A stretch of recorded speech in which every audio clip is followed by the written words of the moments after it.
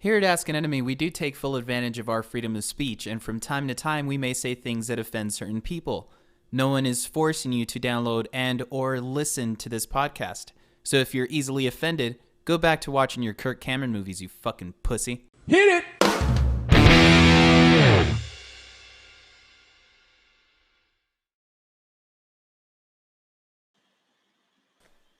All right, what is up, everybody? So, Adam, can you hear me? Yeah. All right, everybody, welcome to another episode of Ask an Enemy Interviews. I am your host, JC Salinas, creative director of Ask an Enemy Studios and creative protector of Howard Rourke. So we had a couple of technical difficulties here. Let me go ahead and change something real quick. There we go. And so I've got my boy Jacob in the background. We were actually going to have him on the show proper, but there were some issues with the way some of the audio sounded. So we're going to go ahead and go here. He's live on his own Facebook page. And then what we're going to do is have him just kind of jump in after the fact. So let me go down here. And bring his volume up here.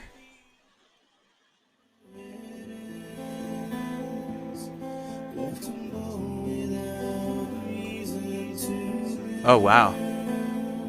So, yeah, I'm joined by my buddy Adam Armstrong, who has played with both Jacob and I in all these bands. What do you think, Adam? Does it sound better than it did when he was on his own? Or does it sound pretty much the same? I think it sounds a little better. Yeah? Yeah. The video feed, for sure, is definitely a lot cleaner. That's for sure. I'm also running the laptop wirelessly into my software here as well. So let me go ahead and close this out. There we go. Can everybody else hear us right now? Yeah, 100%. Yeah, we're live, dude. He started a lot faster than I thought he would. So right now we're just going to hear him play. And then, so yeah, basically what we were trying to do is get Jacob on the show, and we were going to talk about the bands that we were all in, because basically we were all in these bands. This song that Jacob's playing right now is an old Radium song. So yeah, that might be my internet cutting in and out there. And I had the titles of the songs all set up for him and everything. Yeah. Wow, that sucks, man. But at least, so people that are watching the show on his end are getting his feed. This has nothing to do with us. This is kind of one of those things that we were trying to avoid the whole time, is there were these little buffering issues that were causing the audio to kind of clip in and out. But yeah, nah. Dude's doing good, man. Let me just send him a message so that he doesn't stress out, and I'll let him know that his show's going good. Because I told him I would let him know. That way we can just kind of do our thing and wait for him to come on. All right. That works. Hold on.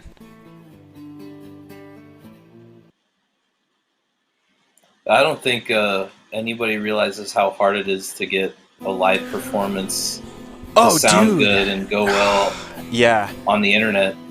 Well, and so that's kind of the thing that we were talking about is like, you know, the idea of like during these times, right? If it were any other day, I would have you guys here like in the studio, as I say, and have you guys performing live, because that obviously that's the best way to do it. But even doing it like internet wise is kind of like, there's just so many issues, man. There's either like the internet from the person coming to you, and then your internet to them, and then the feed you're sending them, and all that kind of stuff. And that's just kind of like what causes all of these types of issues. But that's what I'm saying. Like Jacob's feed is coming in just fine. It's just those little hitches. And this is the thing we couldn't figure out, is we couldn't tell if it was his internet or ours. But anyway, we'll go ahead and talk about like the band that he was in and what he's playing right now. So do you know the name of this song, Jake? Adam? Because he sent me this set list, and that was the other thing I was going to do, is have it like, you know, show the name of the song that he was playing and which band he was performing. Because, like, you guys recorded this album after I had already left the band. And even though I worked on some of these songs with Jacob, like, I didn't work on every single one of them. And this one is, I think, one of those. But this one in particular is one of the songs I'm always telling him that when I left the band and he was still working on like, the Radium songs, he came over to my house, I think it was like at 2 a.m. or something, and he's like, dude, I just wrote this song. I just wrote this fucking song and blah, blah, blah.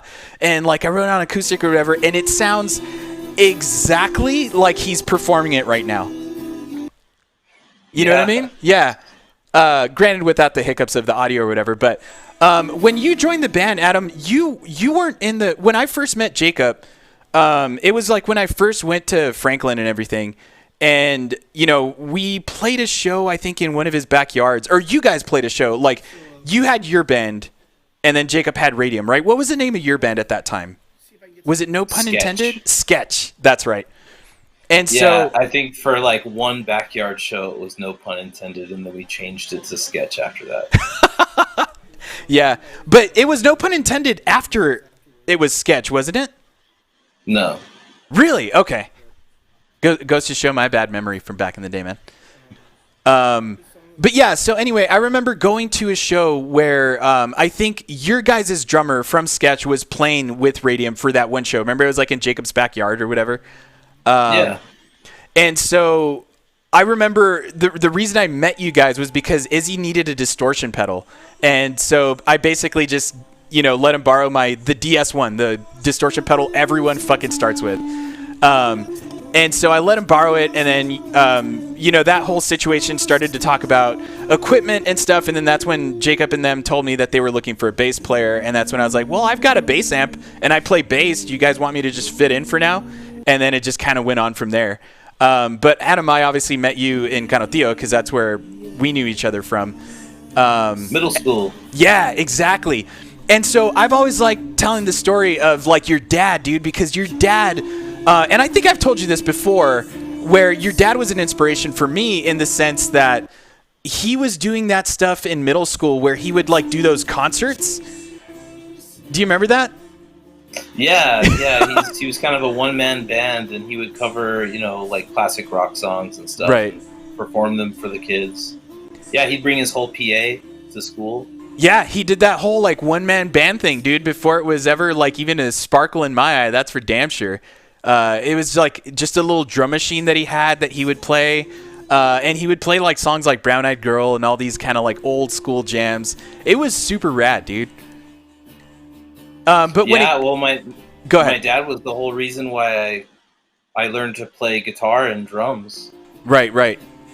And it was there at the Canyon Middle School that I learned how to play those things. And on that transparent orange drum set, dude. Do you remember that? Yeah. Holy shit, it was a Ludwig.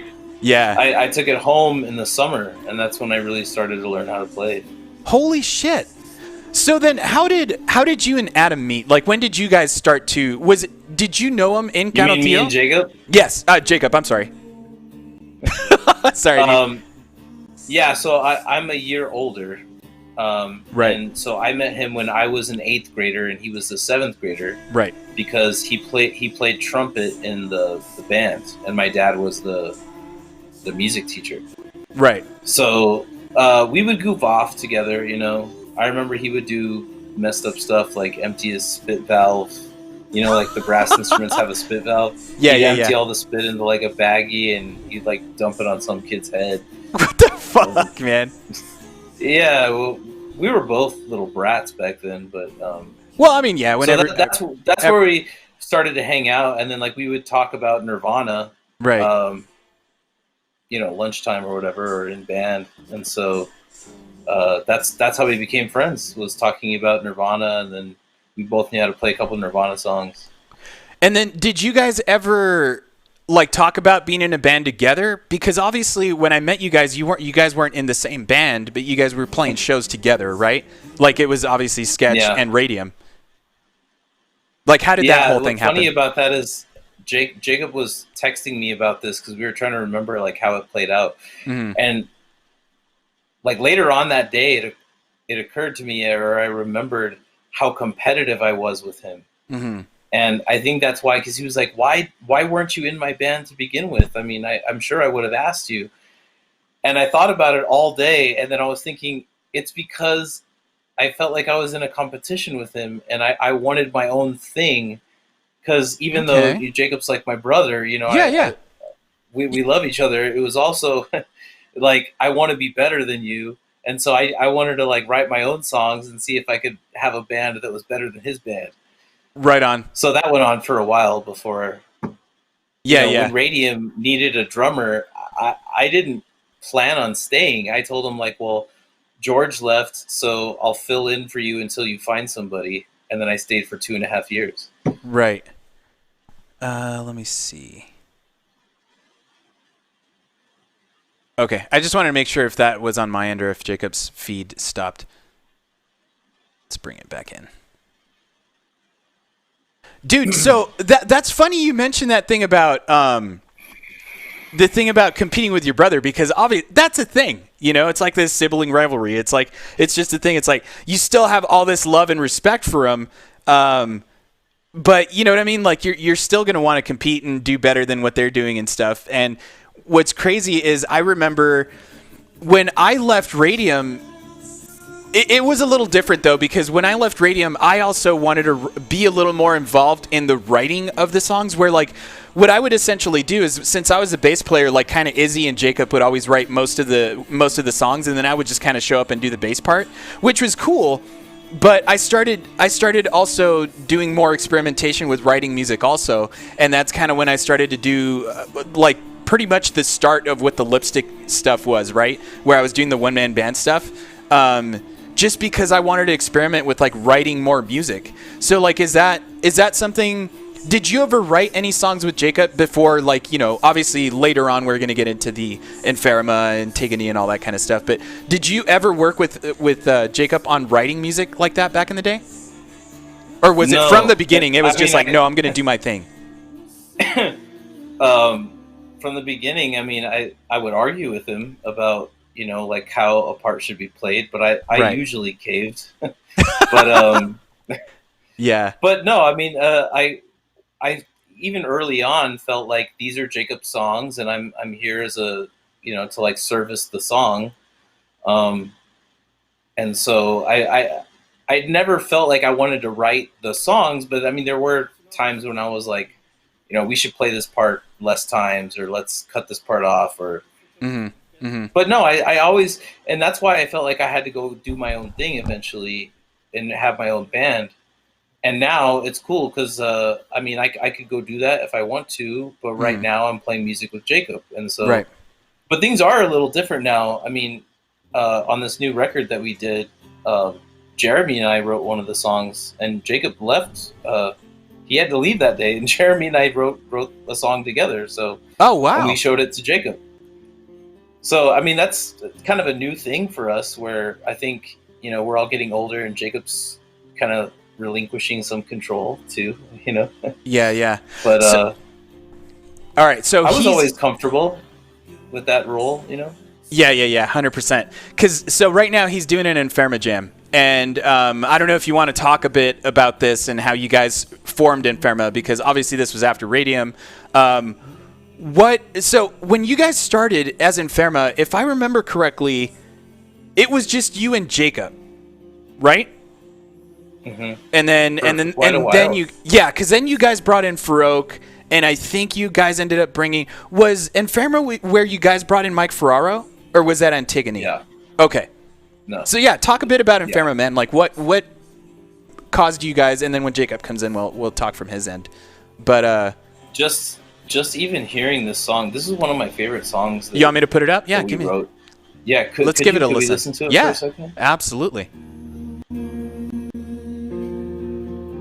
And it might cut in and out, so.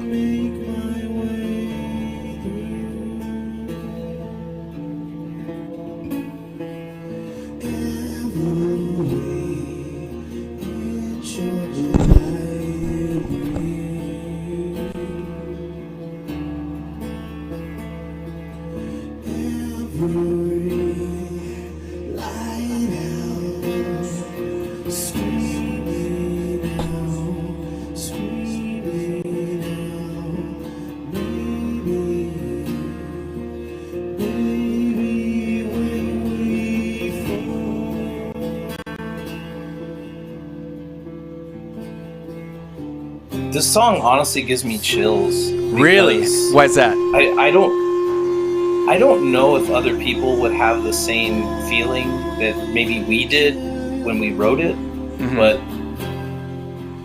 this was a very bizarre, like rough time, I think, for both of us, for totally different reasons. I mean, different stuff happening in our lives individually, But I know it was a really rough time for him, and it was a really rough time for me. And when we were writing these songs, there was no idea that it was going to be a band, or that we would play live, or like any of that. It was really like probably the only project I've ever been in my whole life that happened very organically without any kind of plan to make it something. And it was really just, all of these songs are very ambient and slow like painful. I mean, they're painful for me, but it was just a very strange, sad time. Yeah. And these songs just happened, and so Jacob and I played them, and we recorded them because we thought that they felt special, and so we played them for our friends and stuff, and then eventually our friends, I guess, got kind of excited, and so we decided to like start trying to do something with it. And then once we added 2 more people, and I don't care who it was, it wasn't going to work, because the songs were supposed to sound like this, the way Jacob's singing it now, like right. Just 2 guitars and vocals and a lot of delay and reverb and just very spacey. Yeah. And so but that's why the band folded. It couldn't work with a full band. Okay, yeah, because I was gonna say, like, if you want to just talk a bit about like what you added to this particular song, because this is obviously Jacob's playing his part. What did you do in Inferma for those who aren't familiar with the band? Like, what would you consider what you did? Like, I did write parts of this song actually, right. But I made a lot of noises, a lot of like ambient noises, and like kind of, I don't want to call them lead parts, but kind of like higher single note guitar stuff that kind of like sat on top of the chord structure, Like just like drenched in reverb or like phaser or whatever. And whammy, like I was using whammy a lot back then. Yeah. so there was a lot. It was supposed to feel like being in water, you know. Yeah, yeah, And so I didn't even look at what I did on half of those songs as like guitar playing. Really, I mean, yeah, I had to play within the notes that I was supposed to play. Of course. But I mean, there were 2 or 3 songs that I actually wrote like the chord structure for, and then the other ones were mostly Jacob, and I kind of just put stuff on top of it. Yeah. Yeah, it even just triggers memories for me of hearing you guys perform this. And I do think you and Jacob playing these were totally different than with the extra backing of stuff. Because it's like when you write a song, right? Like you can always just layer on anything. Like you can add in like... You could take this song right now and just put like an electronic drum beat into it, and sure, yeah, it's gonna sound good. But does it fit what the song was originally intended to like give you, right? Or are you just kind of artificially fluffing it up just because you can? And I think that's kind of where you were talking about the idea of having 2 other people in the band. Like you kind of immediately knew it wasn't gonna work. Or am I wrong on that? Yeah, I didn't know. I was very excited to have Mike Ferraro and Farouk be in the band at the time, and there was a lot of excitement about the band for the very brief period it existed. But no, I was very excited, but it was later. In fact, not that long ago, my younger brother sent me some live performances that we did, and some of it's good, and some of it sounds like a fucking mess, dude. It sounds like chaos. Like, yeah, I don't know. Maybe I was listening to a lot of Mars Volta or something. I'm not sure, but yeah. But no, I'm not saying anything bad about any member of the band. No, of course. It was the product of like adding too much, because the songs were supposed to be spacious. And you felt like you were just adding filler where it wasn't necessary. Yeah, basically. Right. Okay. Yeah. I can see that. Yeah, because obviously one thing we always kind of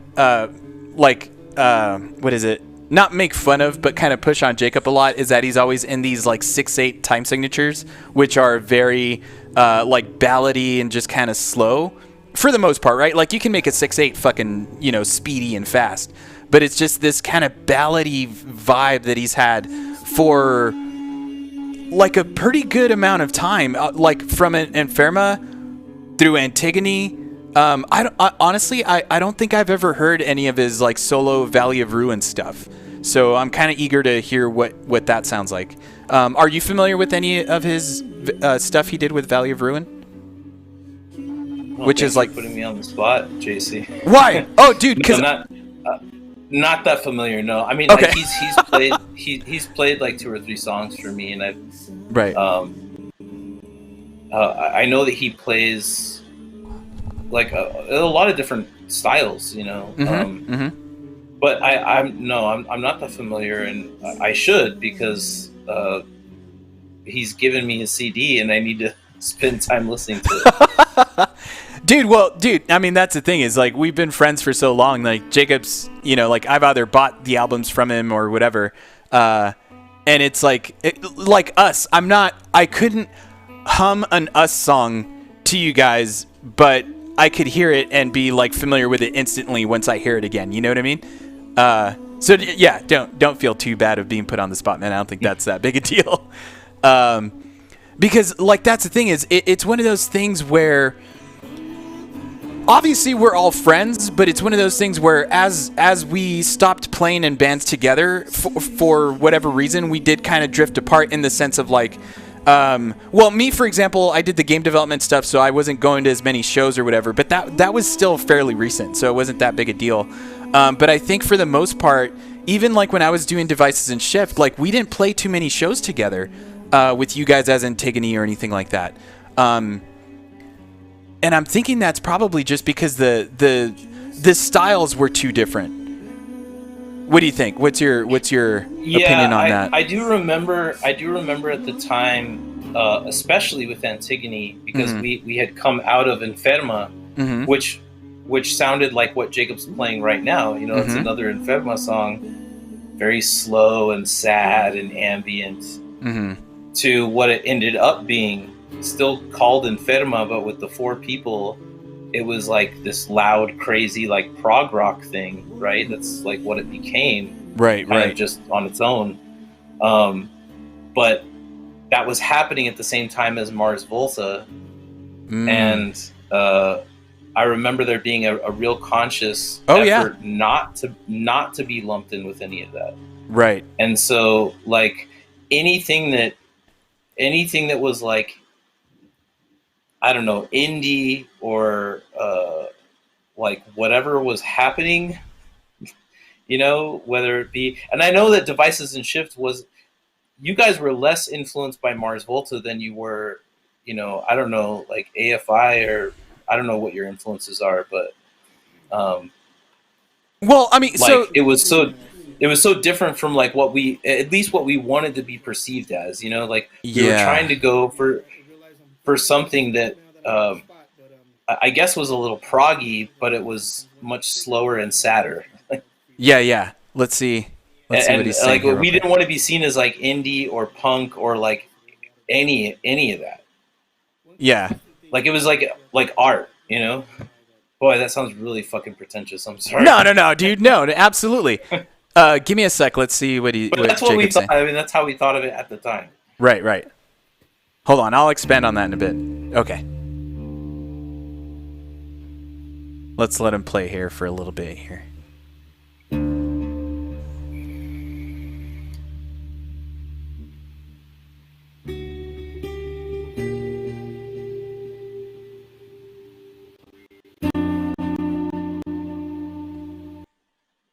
Yeah, for those of you just joining the stream, I apologize for this. It was a total last-minute decision we made to let Jacob go ahead and just do his stream, which is what's causing it to cut in and out here. So I had to finagle some things, some connections here last second that are causing the feed. His feed is actually just fine. So if you guys want to just check out his feed directly, you can go to the event page. It has the same links, so you can go check it out there. Nico in the chat says sound performance, digital performance. Sounds about right. Yeah. Can I see the chat? Is there any way that yeah, I can see it? As a matter of fact, let me pop it in here.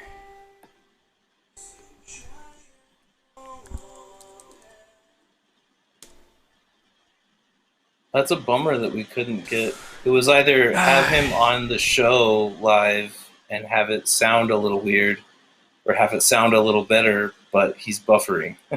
Yeah. And so it's buffering on his end, but I don't know, like I said, I don't know, because I'm pushing my feed to the stream service as well, where I don't know if it's him or me. And that's kind of the issue we were having this whole time. So let me log in here and bring it in. Let's chat.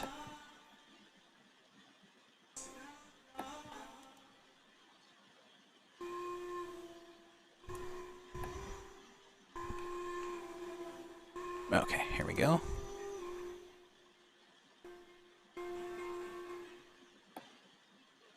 Yeah, I don't know where the chat went because I saved it here. Go ahead, dude.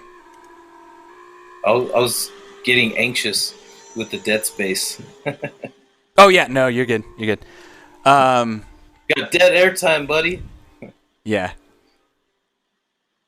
So it's going to be a full screen there. Yeah, so now when chat appears, it'll appear down there at the bottom. Can you read that? I don't even know if you can read that with the feed I'm sending you. The chat is ready to display messages. Yeah. So it's not going to show the messages that we've already gotten, but it'll show anything after that. So yeah, if you guys are just joining the chat, like I said, our buddy Jacob is doing his Facebook event. We were having some issues with it, so I wanted to make sure he didn't have any problems on his end. I didn't want him to stress out about it, so we're just kind of like putting his feed in the background. If you guys have any questions in the chat, drop them in. They will pop up on the screen now so Adam can see them as well. And it's just causing some video issues here. But on his end, like, you can hear it. It's still a little distorted, but it doesn't have that phaser effect that we were getting when we were on the video feed with him. But so in the meantime, dude, talk a little bit about Antigone. So when you were talking about how Inferma formed, it totally makes sense, right? Because you guys were essentially just hanging out, is what you're saying, and you just started playing these songs together or whatever, and it just naturally became a thing. And then eventually you guys were like, hey, let's start performing. And then eventually you guys got, a drummer and a bass player or whatever. But with Antigone, obviously you guys had already learned that lesson, and Antigone was a full band, if I remember correctly. And I'm just trying to remember, it was you, Jacob, and Jeremy, correct? Yeah. Yeah, and it was just a 3-piece. You guys never had a 4th member, did you? No, never. Okay. Huh. Yeah. We've had a few bass players. Right. So what caused Antigone to form then? Like after the Inferma thing, like what led to Antigone? Basically spite. Spite in the sense of like for just the old work that you guys had, like Inferma, just that project, or? No, it was like silly early 20-year-olds, stupid masculine aggression towards one another, and all the competitive stuff that happened amongst other bands. And I mean, really, it was basically that Farouk and Mike Ferraro were just jamming with like some of the guys from Zex Marquis. Okay. That became Zex Marquis right toward the end of Inferma as a 4-piece. And it was, Jacob and I got jealous, and I shouldn't speak for him. He's no, he absolutely. can come and say whatever he wants. But this is how I interpret like what happened. There's a lot of jealousy that a couple of our band members are playing with other band members, and we probably overreacted, and they formed Zex Marquis, which was a great band.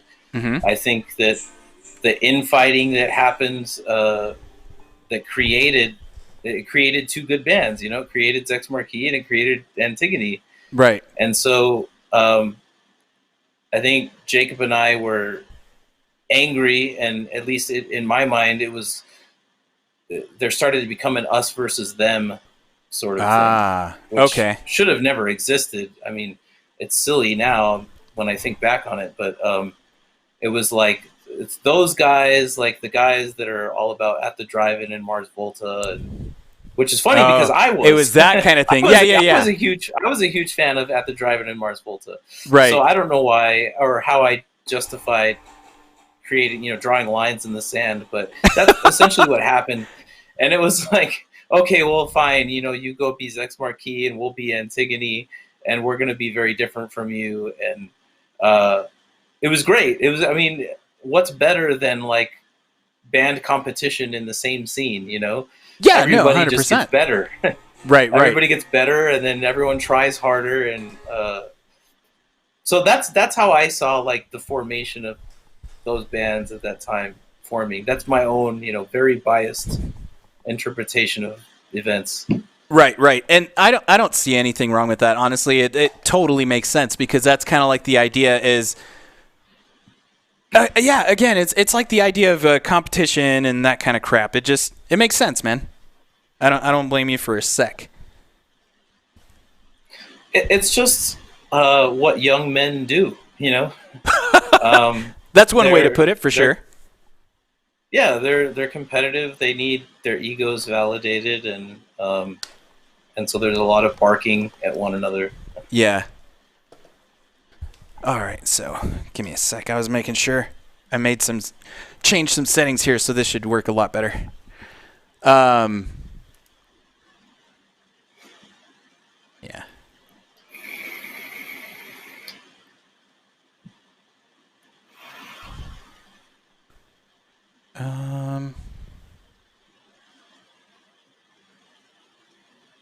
Okay. There's a lot of pressure with this being live. There is, man, and especially with us having to change that last second like that. But like I said, I wanted Jacob to have a better show necessarily than what we were doing. The whole idea was, since we went back so much with all of these bands, I wanted to make it a thing where, he could talk about or all of us obviously could talk about like the band and then the songs that he was performing and then do that kind of thing, right? Okay, so I got the feedback. Yeah. Drop that in.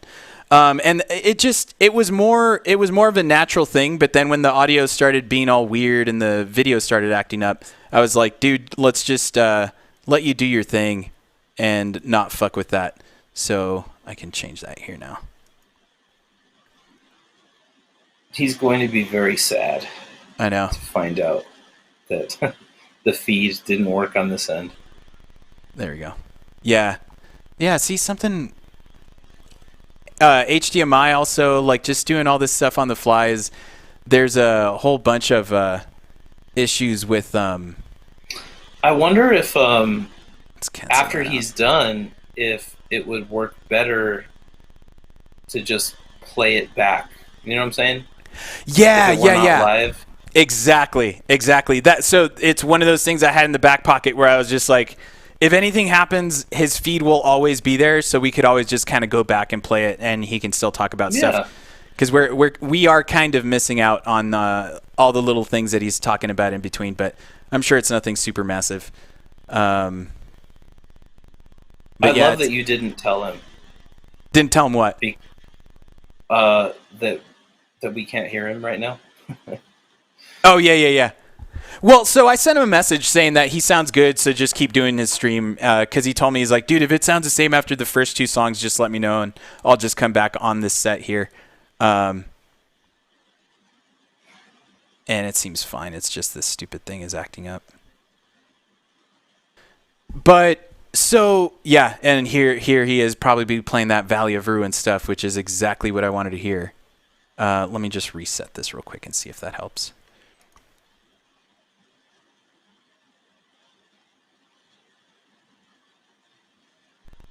No, it's still doing it. Well, and then after Antigone, he moved on to the Valley of Ruin stuff, which was his own solo stuff. And then obviously you did your own thing. You became professor, did your life stuff, right? Like your real life stuff. And then he started telling me some of this, but I told him, I was like, let's leave it for the show because I kind of want to, branch that out naturally. But since you're here and Jacob's performing, from your perspective, what caused Us to happen? Because Us is like your guys' like current project. And what I told Jacob that I thought was fucking insane was that he sent me this picture of you, Jeremy, and him. I guess maybe at like some lake because you guys, for whatever reason, like to fish and do weird shit like that. But it was like from a long time ago. You guys were fucking kids. And it's like that could be your guys' band picture now because it's you guys. It's you, Jeremy, and Adam. I mean, Jacob, like together. It's us. Yeah, exactly. So like, what caused Us to happen? Like, what brought you guys back together to form the band? I think it was like a really long, slow process where toward the end of Antigone, I was kind of feeling like I just didn't want to play prog rock anymore. Mm-hmm. And it wasn't just that. It was like the songs were feeling stale for me. Mm-hmm. Mm-hmm. And I guess I just like I was coming out of a divorce, and then I felt like I needed a lot of change. Like a lot of change in general.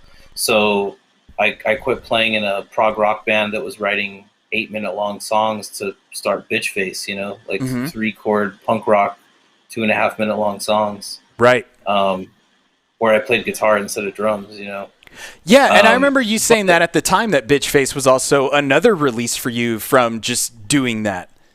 Yeah, totally.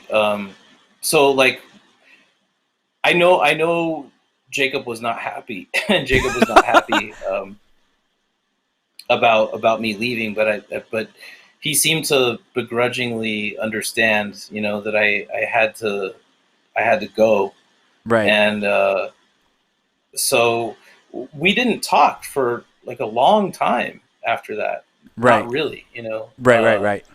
But I'd hear from him, and he'd invite me over to something happening in his house, get together in the backyard or whatever, I'd pop in and say hi to old friends, and then kind of leave early. And the more we just kind of gradually started talking again, we eventually he asked me, would you be willing to like just jam for a little while? And he had some songs written. He told me that he wrote some songs with George from Recovery Mission, and they were writing stuff, and it was, one of those songs ended up on the Us album that they wrote together. And then so I just started playing with him again, and there was a reluctance at the beginning because I wasn't sure if it was gonna feel right. So was it? Oh, go ahead. But after learning like 2 songs with him of the newer stuff that he was writing, I got excited again, and that's why I decided to just go ahead and like start a project with him again, because I was getting excited, and I felt like that was reason enough. Right. And so when you guys started Us, was it was it supposed to be you, Jeremy, and Jacob from the beginning, or was it just one of those things where you and Jacob started talking and started working on stuff together? You know what? I would love to ask Jeremy that, because it's kind of a mystery to me. Like I know Jeremy was off like having his own life, and seemed from the outside that he was disinterested in music. He just wasn't going to be doing it. Like that's how it appeared, but I would have no idea because I wasn't really talking to him. And I think Jacob and I probably both thought Jeremy was not going to want to do this. There was never like a question of whether or not we would want him. We would definitely, but at least for me, it was like, well, he probably wouldn't want to, because he's got his family, and he may not want to play music again. Right. But we tried a few different people out, and it didn't feel like Us, make a joke again. Yeah. But it's always me, Jacob, and Jeremy have had a great band chemistry, and I don't know what it is, but we play great together. Yeah. And so, yeah, we could have taken any of the bass players that tried out, or like played with us or whatever. Not tried out. It's not like an audition, but you know what I'm saying. Like, any one of them could have worked, and the band could have sounded great. Really, honestly. But it would not have felt right, especially for me, because I didn't really want to be in a project at the time, and I was like, I was only going to do it if it felt just right. Right. Otherwise, I wasn't. But yeah, with Jeremy, it feels right on. That's awesome, dude. And then, so obviously, this whole thing happened with like the COVID stuff or whatever. So this is where I was asking Jacob last time, the idea of like, because you guys he was telling me about how you guys recorded it right when this happened, and then essentially kind of released it when everything started to shut down. So it was the idea of like, do you feel like you guys were going to take this serious to the point where you guys were going to start touring, doing that stuff again? Or was it just a thing where it's like, hey man, we're just writing some music together. Let's just do that. You know what I mean? Because obviously, again, you guys have like lives and like things you're doing. Jacob's a teacher. You're doing your thing. Like, again, Jeremy has his thing also. Was that something you guys ever discussed, or? No. Okay. No, never. And I'm glad you asked, because I mean, I could go do 4 or 5 shows out of town, maybe, but that's about it. And then like I would really want to come home. I'd say by 2008 for sure. And since then, my only goal is to make a thing. Yeah, I could see that 100%. I need to make music that I feel like that I like, or that represents how I'm feeling, and then once it's out, I need to document it and record it and have it there as an artifact, and then I feel better. Right. Right. And now I can do the next one. But So no, like none of that. And I don't know what Jacob's plans are. Maybe he right. wants to push the record. I'd like to sell some of them because I think we made a cool thing, you know. Yeah. 100%. So like it would be nice to have people buy the record. I don't have plans of like touring the country and trying to push it and get signed or anything. Right. Yeah, and I think that's one of those things that Jacob and I always talk about too, is the idea of because he's always talking about like how it, like the way people make it or whatever, right? And I don't know if that's not that that's not a thing anymore, but it's just the idea of like it kind of like how you said, you basically just want to work on something, record it, and have it ready to distribute for people to listen to or whatever, right? I'm on the other end though, where I would want to be on the road. I wouldn't want to be touring. I would want to be touring. But yeah, it's like I'm also just kind of like a one-man band thing, so it's different for me than having to. It was one of the reasons why I did that, because being in a band is really hard to communicate that with, right? You have not only your life, but you have 3 other like worlds that you have to align and make sure everyone wants to do this. And if even one person isn't feeling it, dude, it knocks that whole thing off. So yeah, I'm actually curious to know what Jacob thinks about that stuff too, because I know he's always talking about just kind of recording something and putting it out. But it's like he's talked about playing out of town recently. Mm-hmm. I mean, he says the same thing we do, which is basically do like weekend warrior stuff, you know? Yeah. Do like two, three shows out of town, come back, you know, maybe plan for another 2-3 shows in a few months. Mm-hmm. And just little stuff like that, because it's fun, you know, and you get to know that your record is in Phoenix or in San Diego or San Antonio or Austin. Or it's cool to know that your record, like you're helping get your record out there further, you know? Yeah. And that's, I like that part. I fucking hate traveling, JC. Like, I mean, even like, you know, my wife and I spent 4th of July in TRC, and it's just like 2 hours up the road. Right. And that's about like all I can handle. And we were there for the day and then came home. Like we'll go to Albuquerque for like 2 or 3 days and come home. But after like 3 days, I miss my home. Like I remember even in my 20s, like even when I was partying and stuff, you know, like I missed home like right away. That's crazy, man. Like, I can see that. It's just like some straight up fucking... Have you always been that way, or is it something that you've developed more just as you got older? You know what I mean? I think I've been that way for a long time. I mean, family vacations were often stressful. So I think that that had a lot to do with it, for sure. And I'm an introvert, you know, by nature. So I like peace and quiet. And what I never liked about the road was like having to load in at say 6 or 7, and then you bring all your stuff in. No one's there. Yep. They open the doors at 8, and they said to be there at 6 or whatever. And then the guy's half an hour late, and then you load all your stuff in, and then you've waited around like 5-6 hours by the time you play, and you can't go anywhere because you can't leave your stuff, so you can't go explore the city, right? You know? Yeah, well, it's not constant party time like people think it is. Absolutely, man, absolutely. It's a lot of hurry up and wait kind of thing. All right, so he ended his stream, which means I'm right here. Oh shit, dude, that was so fast. Like we were watching your stream and all of a sudden you're fucking on. There's some weird delay, man. I was in and out, and like I would come back and it was still playing from before. That was rough, man. That was hard to do. So, dude, and I think Adam will agree with me on this. It did sound better. So it like there was some like kind of distortion, and I think it was kind of like what Adam was talking about earlier with the. I think it was like your bass frequencies that were causing some of that feedback and crunching the sound, but.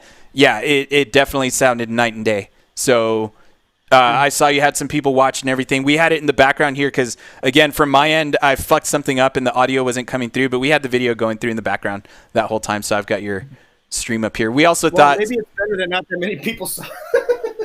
You had a pretty good crowd. I saw it was pretty good. Adam brought up a good point though, is that if need be, we can also just go back to your feed and play it.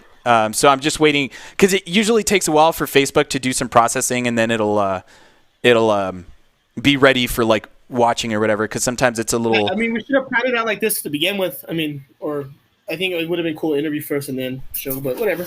Yeah. So we missed. We missed some of your little talking points in between. Like, were you talking about the songs, or were you just kind of? What were you talking about there? I was talking about, the bands and who was in them and stuff. Really quick, real brief. I also would keep on mentioning we're going to talk about it right now at Ask an Enemy. So awesome. I don't know if you're getting any more people coming in through there. I asked you to, but I don't think anybody got it. Yeah. So I've seen the counter go up and down here. So let me actually, now that you're here, I can make us go full screen. So give me a sec. There we go.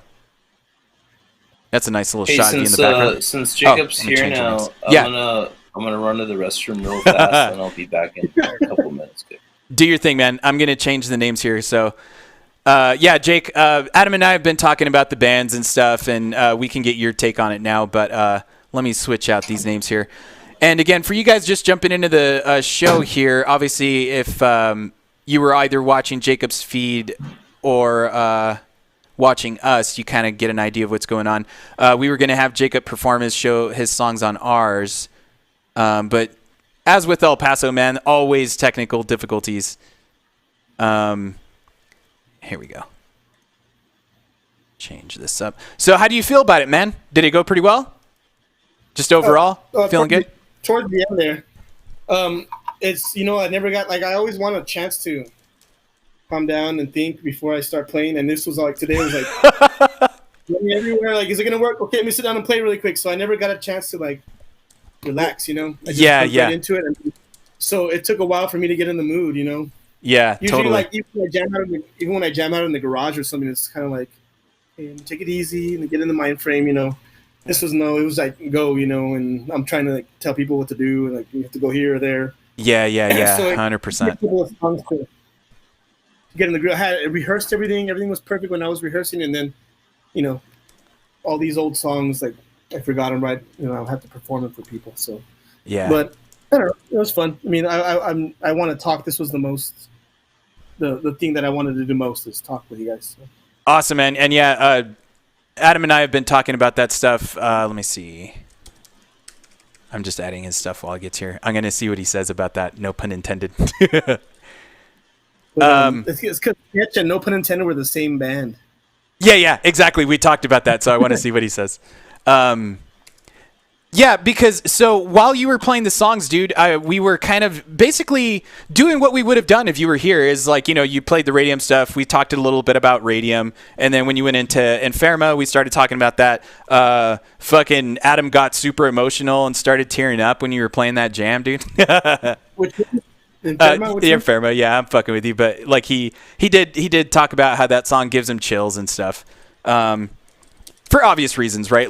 Songs you wrote in a very specific time of your life are definitely I don't mean to sound fucking hippie and weird either, but it's definitely a thing. That's something that we can talk about. So.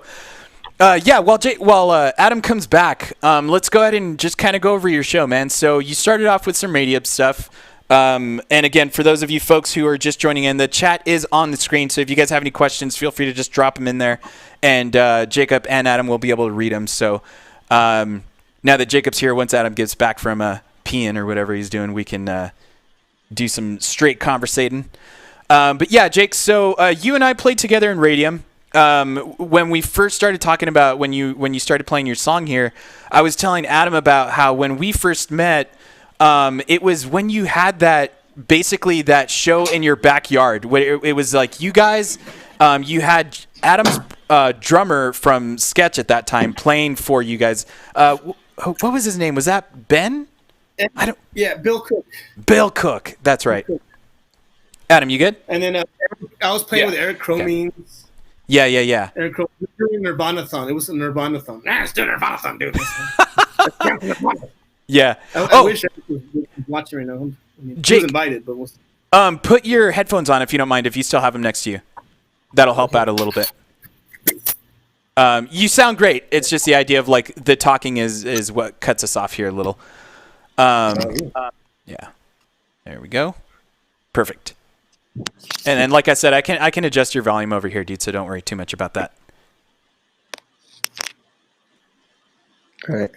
There we go. And then Cool. bring your volume. There we go. All right. So, Adam, it's good to have both of you on now. We should actually do a proper introduction now, huh? And just start all over again. Yeah. I don't know what the fuck was going on over here. I'm like, wait a minute. It's hard to Yeah, when I was that's playing. I'm like, wait a minute. JC's watching right now, right? just- Is Adam watching?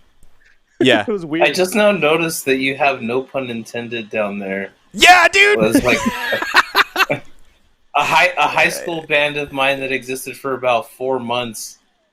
Right on. Okay, so yeah, now that we're all here, let's do the whole history thing. So, obviously, we've all essentially played in a band together at one point. Adam was in Radium at a time where I was in the band also, but you weren't an original member, right, Adam? It was so yeah, Jake. Let's go over that, dude, with Radium. When did you start Radium, and who were the original band members?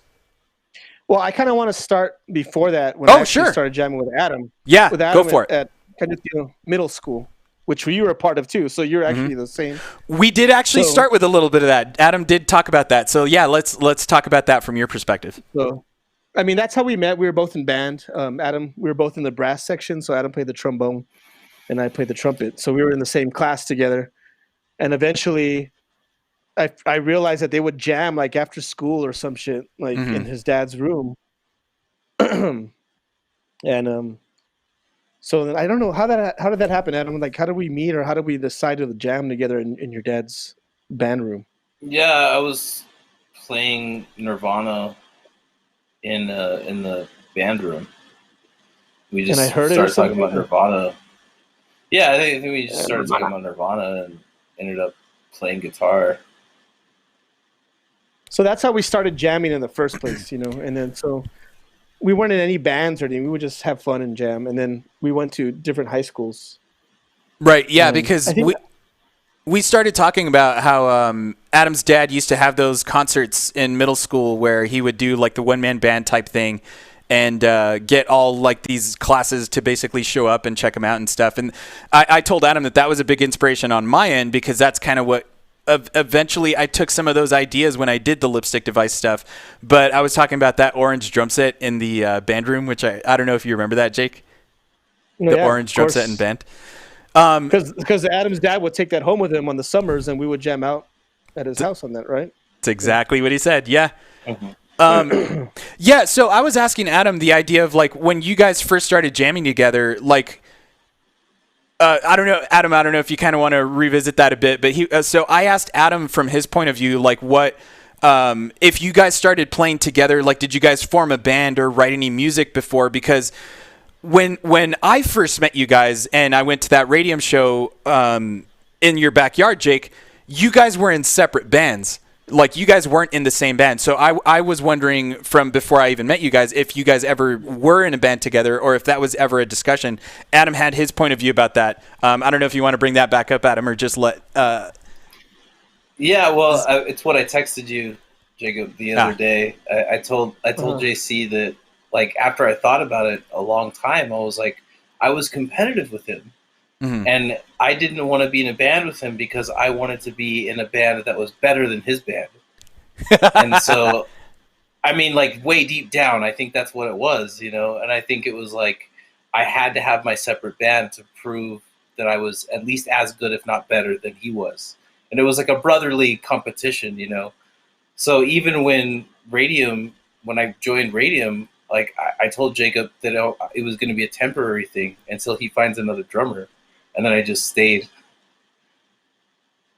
Right. So when you formed Radium, where did Izzy come into the picture? And so Izzy is also someone who... Oh, okay. It was you, both of you. Yeah, because I met Izzy at Franklin. Remember when I went to Franklin, I didn't know anybody there. Mm-hmm. And I met you, and then we had that similarity that we both went to Candido. But Yeah. I hardly knew anybody, and I met Izzy in guitar class. Pete Episcopo, Izzy, Eric Cromings, like everybody like was in that guitar class, so it was really cool. And I remember Izzy the first day of school wearing a Nirvana shirt. So of course, Nirvana's what tied us all together. Yeah. How Adam says we didn't really jam in a band, but we definitely jammed the shit out of some Nirvana like every weekend, when we Right. hang out. Right. So then, yeah, Izzy was wearing a Nirvana shirt. So I'm like, hey, what are you doing? So I started to talk to Izzy. We became friends, and then I think me and Izzy are like after the Nirvana-thon, me and Izzy formed Radium, and that's when you were at the Nirvana-thon. We asked you to play bass, Right. So we're like, okay, cool. Now we have a bassist. Now we need a drummer, and so Izzy's like, we got this. I have this friend he's a rollerblader guy named George. Yeah. And like he plays drums, so we got him to play drums. Right. And I think at that time I was still like, dude, Adam, can you play drums for us, please? Because like this is not working out with this dude. But as he said, I mean, I didn't know what he was talking about earlier about being competitive and stuff like that. Right. Right. So I guess that's why we had two separate bands. Yeah. It's all in your head, man. Two separate bands at the time. But it was funny because George, you remember because that's when you lived right up the street from us too. So we Yeah. He was a character, man. Time. Yeah, he was a character for sure.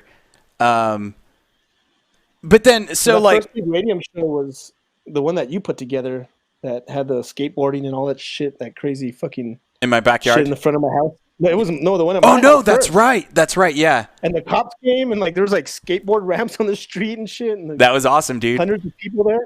Yeah, that was totally rad. That was the first big Radium show, but it was me, you, Izzy, and George. Right. Who were part of the band back then. Yeah. So Adam, I'm drawing a blank of when I remember, because I vividly remember practicing in your bedroom, like at your parents' house. And I don't honestly remember when George left and you became the drummer. Do you remember that part? Neither do I. Okay. No, not really. It might have been that day. It might have been that practice that we That had actual in my day? room. Yeah. Because we didn't always practice there. No, not at all. And because I vividly remember how much room your big ass fucking silver Tama drum set took up of the whole space. But yeah, so after Radium, it's basically one of those things, right? That like happens in high school for me anyway, I joined so many different bands that that's when I left Radium. But it seems like you guys have stuck together throughout this whole, for me anyway, I joined so many different bands. My bad. Oh, you're good. Yeah, you're good. What do you think it is that has kept you guys together throughout all the projects that you've had? Fuck if I know. No, Adam, you're still holding on to this fucking like hatchet, like waiting for something to happen. No, I can answer it. I don't know about his point of view. No, go for it. Like to me, it's just the ease of how we create music, how easy it is.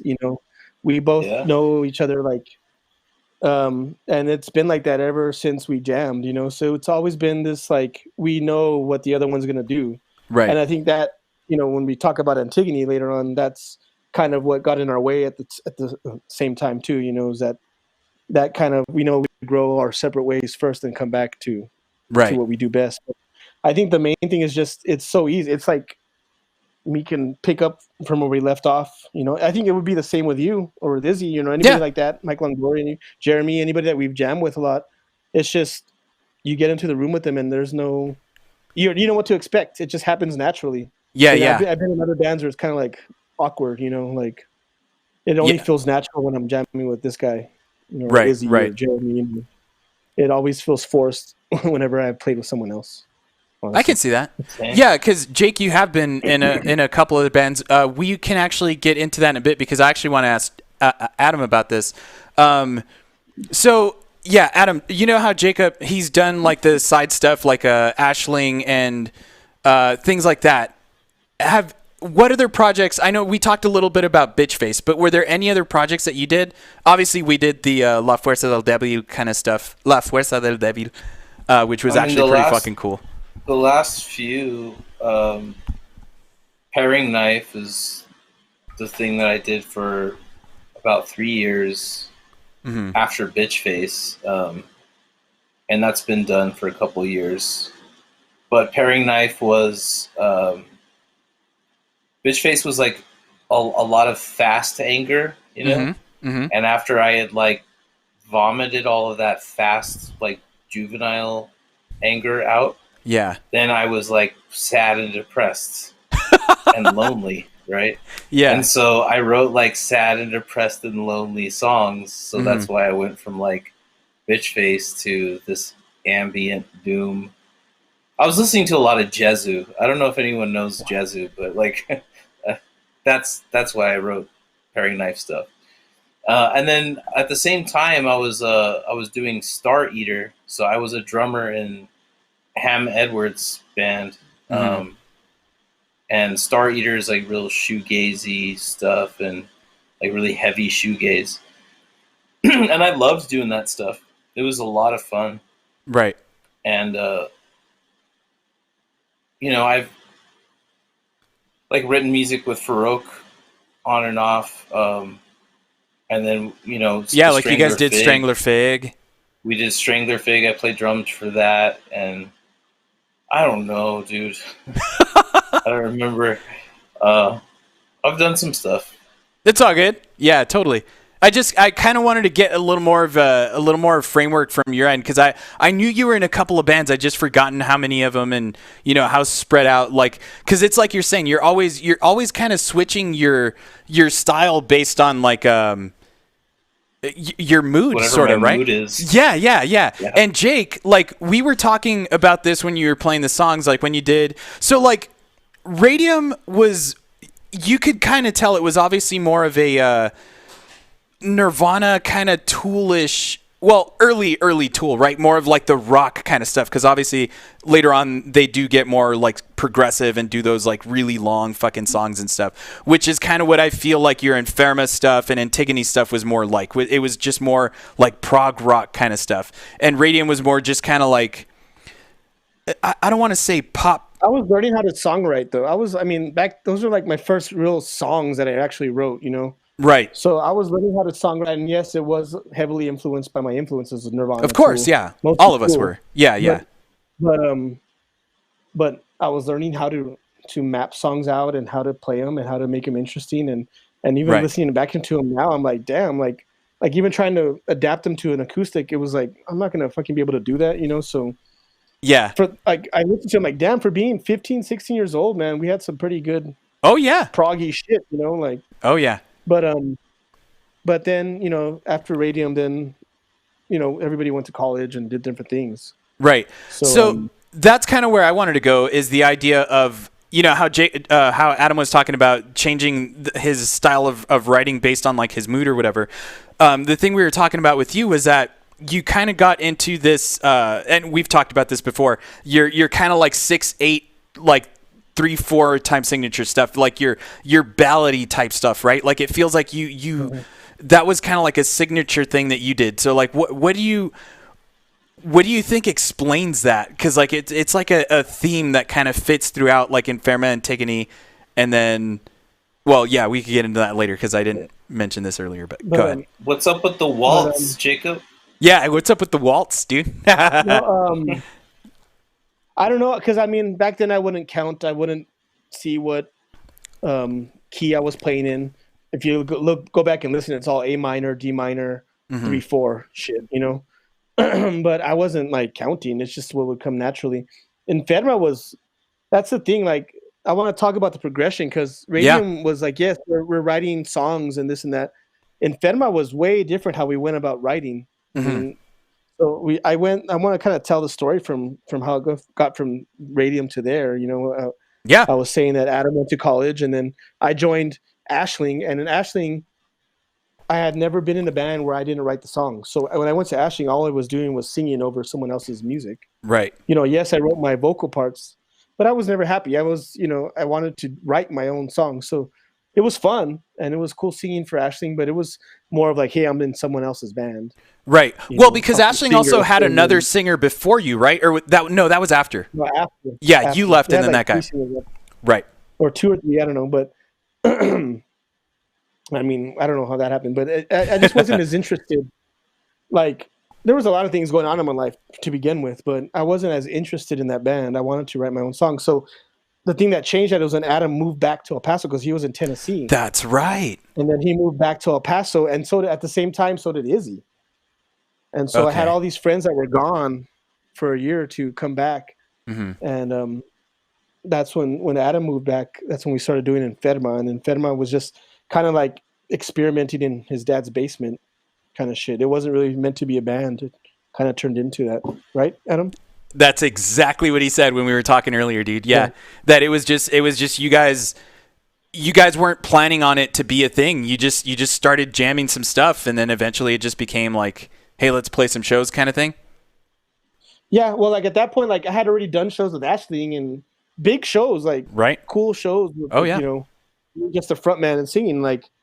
But I guess I had already gotten to the point where I'm like, I want to write music. I don't want to be in a band where the music's written and I come in. And I think with Ashling too, I brought my guitar, like, hey, you know, let's try this, and it never really worked out, you know. So I think at that point, I was already like, I want to write my own songs, and I wasn't worried about being in the band at that moment. I don't think Adam or I were worried about being in the band. You know, I had already done cool things that I wanted to do, play at pack shows and all that stuff with Ashling, you know. Yeah. So I think I kind of already got that out of my system, and I was kind of more like just wanting to write music. So when me and Adam were hanging out again, it was just kind of like back to high school days. Let's jam out in the basement. And Enferma, I never sat down and wrote an Enferma song. All the songs that we improvised, where one of us would go in and hit record and just start improvising on shit, right?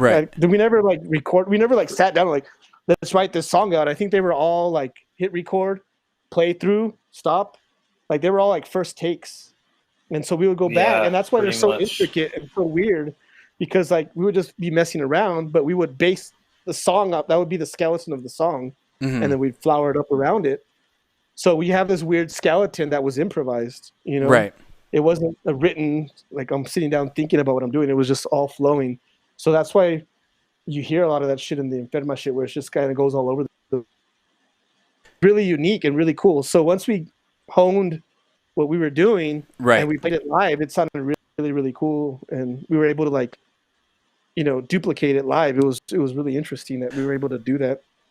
So let's talk a little bit about that, because I want to know, like, obviously, if you guys didn't have this idea to make it a band from the beginning, the name had to come out of something, right? And the idea of like, okay, we're going to start performing live. We need to give it a name, and then take it a little more serious, I guess, for lack of a better description. So like what's with the name? Like where did the name come from? Does that have anything to do with like the theme of the band, or is it just like, oh, this name sounds cool?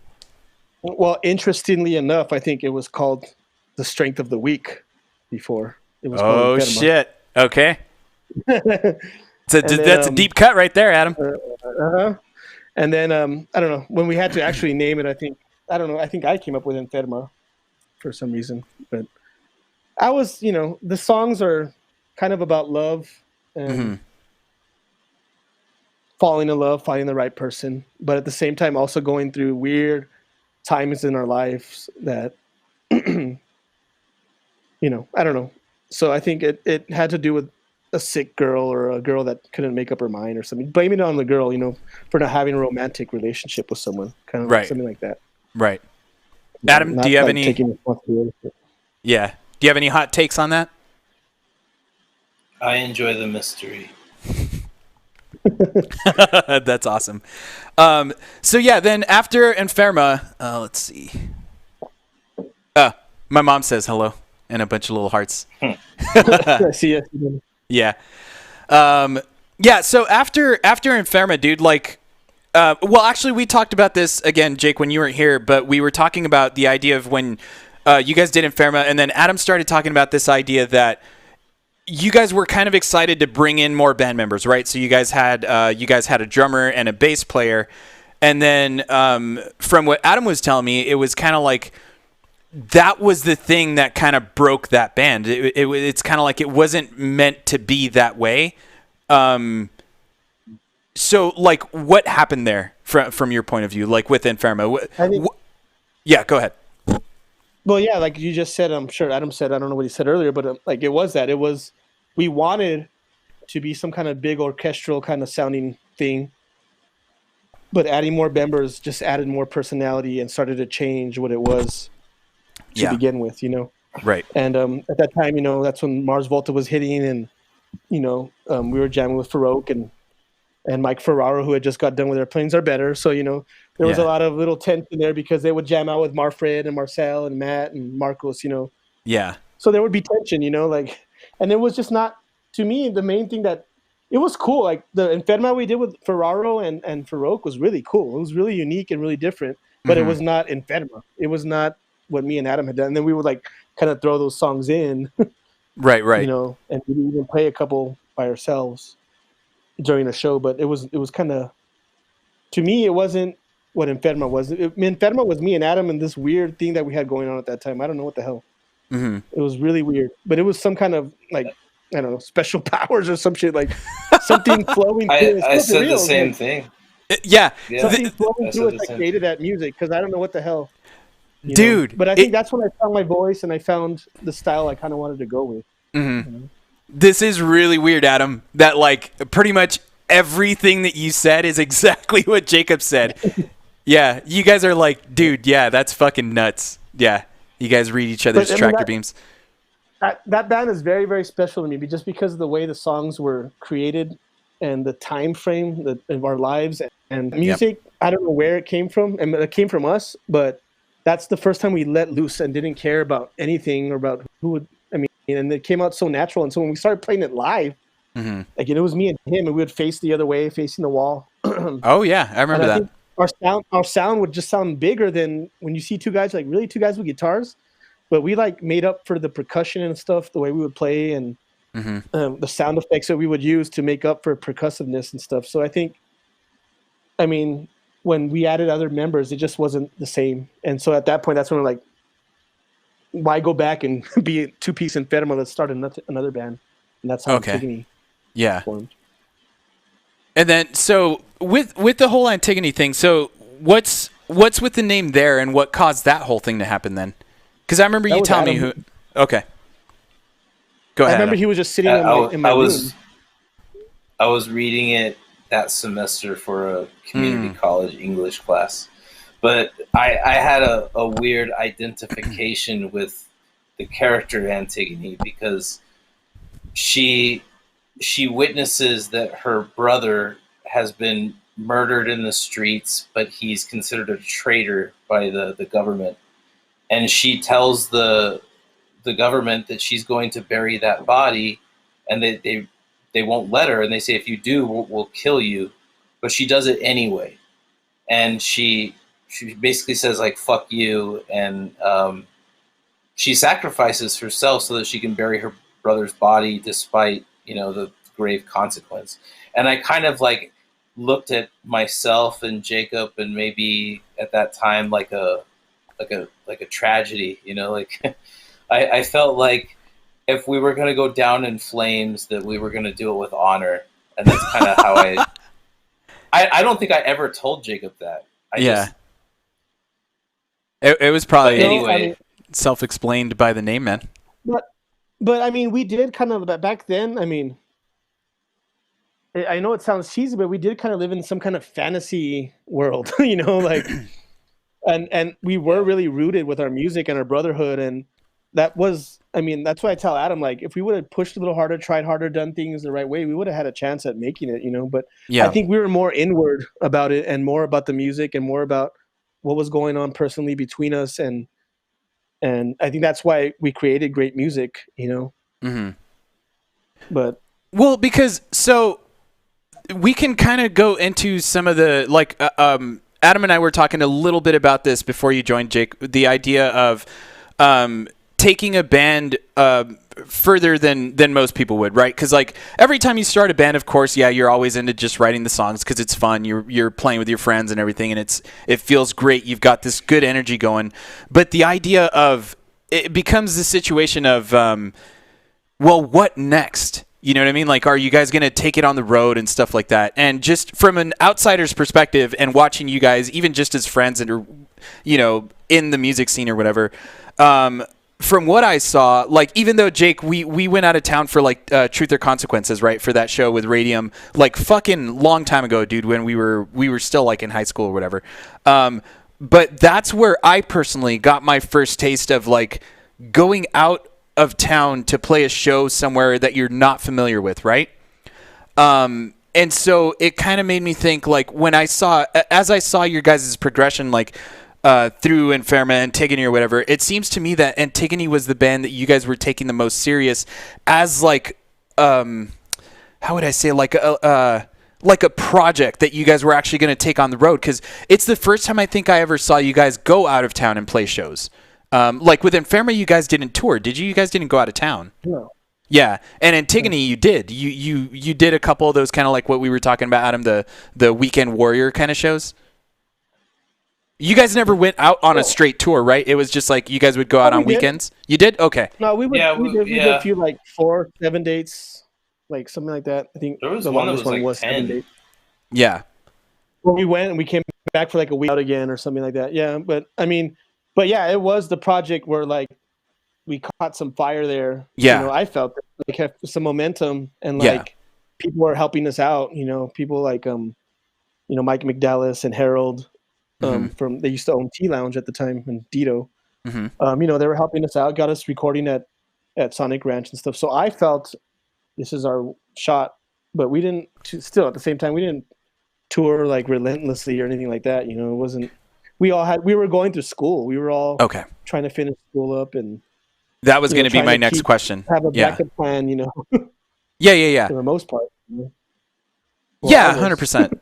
Well, because it's that idea, right? Of like, again, Adam and I were talking about this a little, where when you have like a band with like 3 different people, their schedules all have to line up, and they all have. It's not even scheduled just like I got to do this weekend or something. It's life schedules. You know, you all have to be wanting to take that project seriously and do that to stay out on the road or whatever. Because I'm sure you guys learned a lot from being out on the road in the sense of like, yeah, we can do this, right? And it's like you kind of figure out whether the band. It's like the make or break moment for a band when you go out on tour. You know if you're going to be able to do it. What do you think it is that caused you guys to not follow that project through, for lack of a better description? The whole project, or just touring? No, just because the touring comes with the project. You know what I mean? Like taking it serious. Story to it. Okay. I mean, yeah, go for it. I would talk, like the Black Album. Metallica? Kind of, that's what we were. No, for us. Yeah. That was pretty much our last album, because Jouissance that came after that, like we broken up, or we just weren't even playing or something. Adam, I don't even know what had happened. And then we kind of got back together and started playing again, and kind of not, so what really happened after the Black Album, Adam? Do you remember that, Adam? That we kind of stopped playing for at least 2 years was me being in a really bad relationship. that was a huge chunk of that. Yeah. Yeah, there was shit going on in our lives or something. Because after the Black Album, we toured even. There are other things I don't want to get into, because of course, the personal stuff that we were all struggling with at the time had a lot to do with it too, and it's also why I can't remember. Yeah, you kind of like pushed it all out of your life or whatever. But no, because after we had gotten invited to Sonic Ranch. We paid a lot of money for our record. However, we got to stay there for like weeks. I was there for like 3 or 4 weeks, living there practically. So it was a great experience. But that amount of money that we paid, and like to us, that felt like, okay, after this album, it's going to be kind of our big break. We're going to have this good sounding album, and then that album just dragged on to finish, and it was fun, but we could have gone about it a different way. I think back then it was like Sonic Ranch, dude. We get to go record at Sonic Ranch, and they gave us our little house, and we were more into the partying aspect of it than the actual recording. We got the recording done, and it sounded good.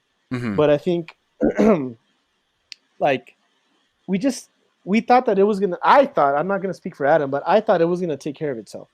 I thought you write good music, it's just gonna happen. Not realizing, it doesn't matter how good the music is. You're right. You have to get it to be heard. Yeah, You have to. 100%. I was never into self-promotion, never into. I'm not the kind of guy like, hey, like, Yeah, no, self-promote likewise, 100%. to a certain degree. I mean, yes, I'll Facebook post, hey, we're going to play or whatever, but it's never been like I'm not going to put all my effort into this. Yeah, It's my hobby. It's what I love to do, and it'll all fall into place if you have good music. And I thought that's how it was going to work. We didn't put the effort in that we could have, and I think if we did, we would have. But who knows? I mean, maybe it worked out for the best. So, yeah. What do you think, Adam? So after, yeah, Yeah, I agree with all of that. To answer your first question, basically what I told JC was that when I stopped being more involved with Antigone, what I was telling you toward the end was that I just couldn't play that type of music anymore. That for whatever reason at that time in my life, it just didn't feel right. I went from like these really intricate songs to playing like 2.5 minute long punk songs, because I couldn't, I just wasn't in that space anymore to like think that way or write that way or anything like that. And I had been feeling like that for a really long time. And the truth was I was afraid to tell my best friend that I didn't want to play this music anymore. And so I let that go on for a long time, but I was like getting less involved and less involved and less involved until eventually not at all, Yeah. But it got really exciting, like when that last album, the Jouissance album, and Mike Longoria was playing with us, and he was going to record with us. I got excited again, but I did feel done after that. Like after that was done, I was like, okay, that was cool as a breath of fresh air, but now I'm really done with this project. Like I can't play this music anymore. yes. So what happened is Longoria was my best. Yeah. Yeah, I didn't want my best friend to be sad about that, Yeah. That's understandable. I wouldn't have. Yeah. Go ahead, Jake. So what happened with Longoria, he was living in Atlanta when he did that, and he recorded with us. He flew down, recorded with us. We went on a tour, and then the news came that he was going to come back. I'm like, oh shit, you're coming to El Paso? Cool. I mean, so in my mind, I'm thinking we're going to get back together. Right. We're going to be some powerful super group. And Adam had already made up his mind, kind of, So we did try to jam a little bit when Mike moved back, and it just wasn't working out. And I think at that point we're like, we're done with it. And then we had another show with the Ocean that we just couldn't pass up. Like, let's do one more show, and then that's it.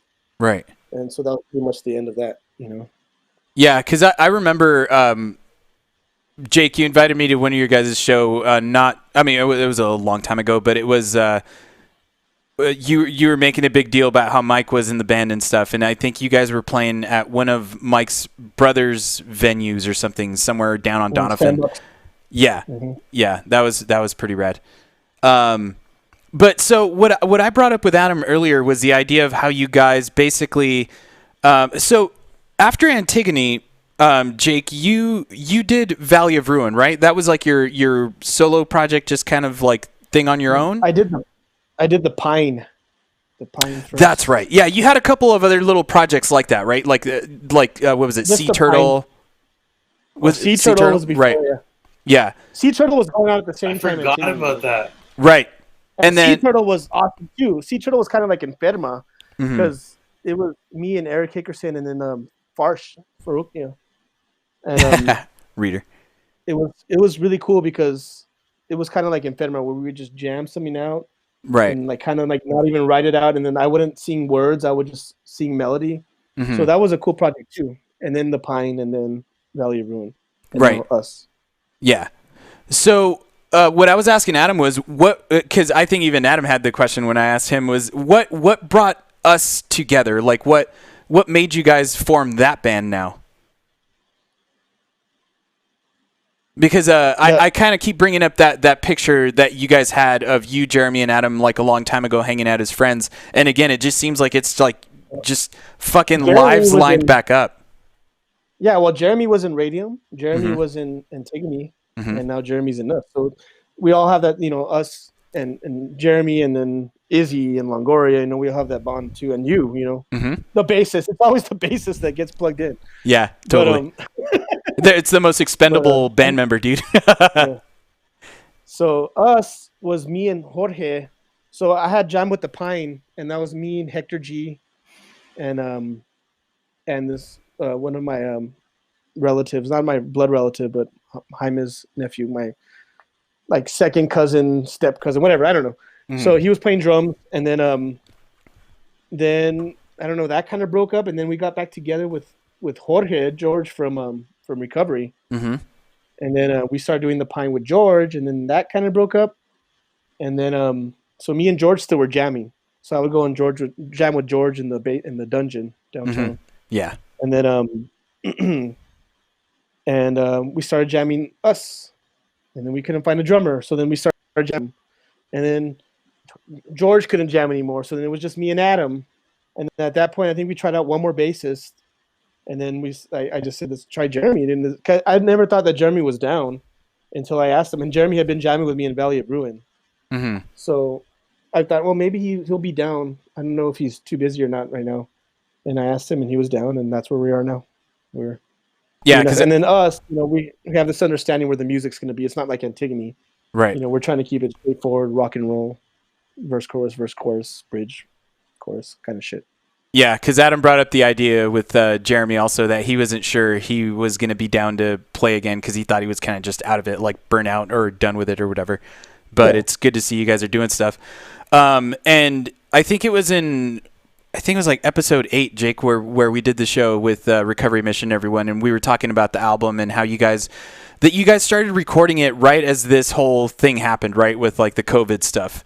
So I don't know if you want to talk about that a little bit, just how you guys did that, because I have a question about like stuff after that. Like how we did it or why we did it? Yeah, basically just how you guys did it, and then all of a sudden, because I have a question about. Go ahead. Ross straight up asked us, like, do you want to do it? And we know I know his wife's a doctor. Mm-hmm. And so I asked the guys, do you want to do it? Yeah. Because at that time, I don't think there was any cases when he asked us. When we went to record, there was one case in El Paso. Mm-hmm.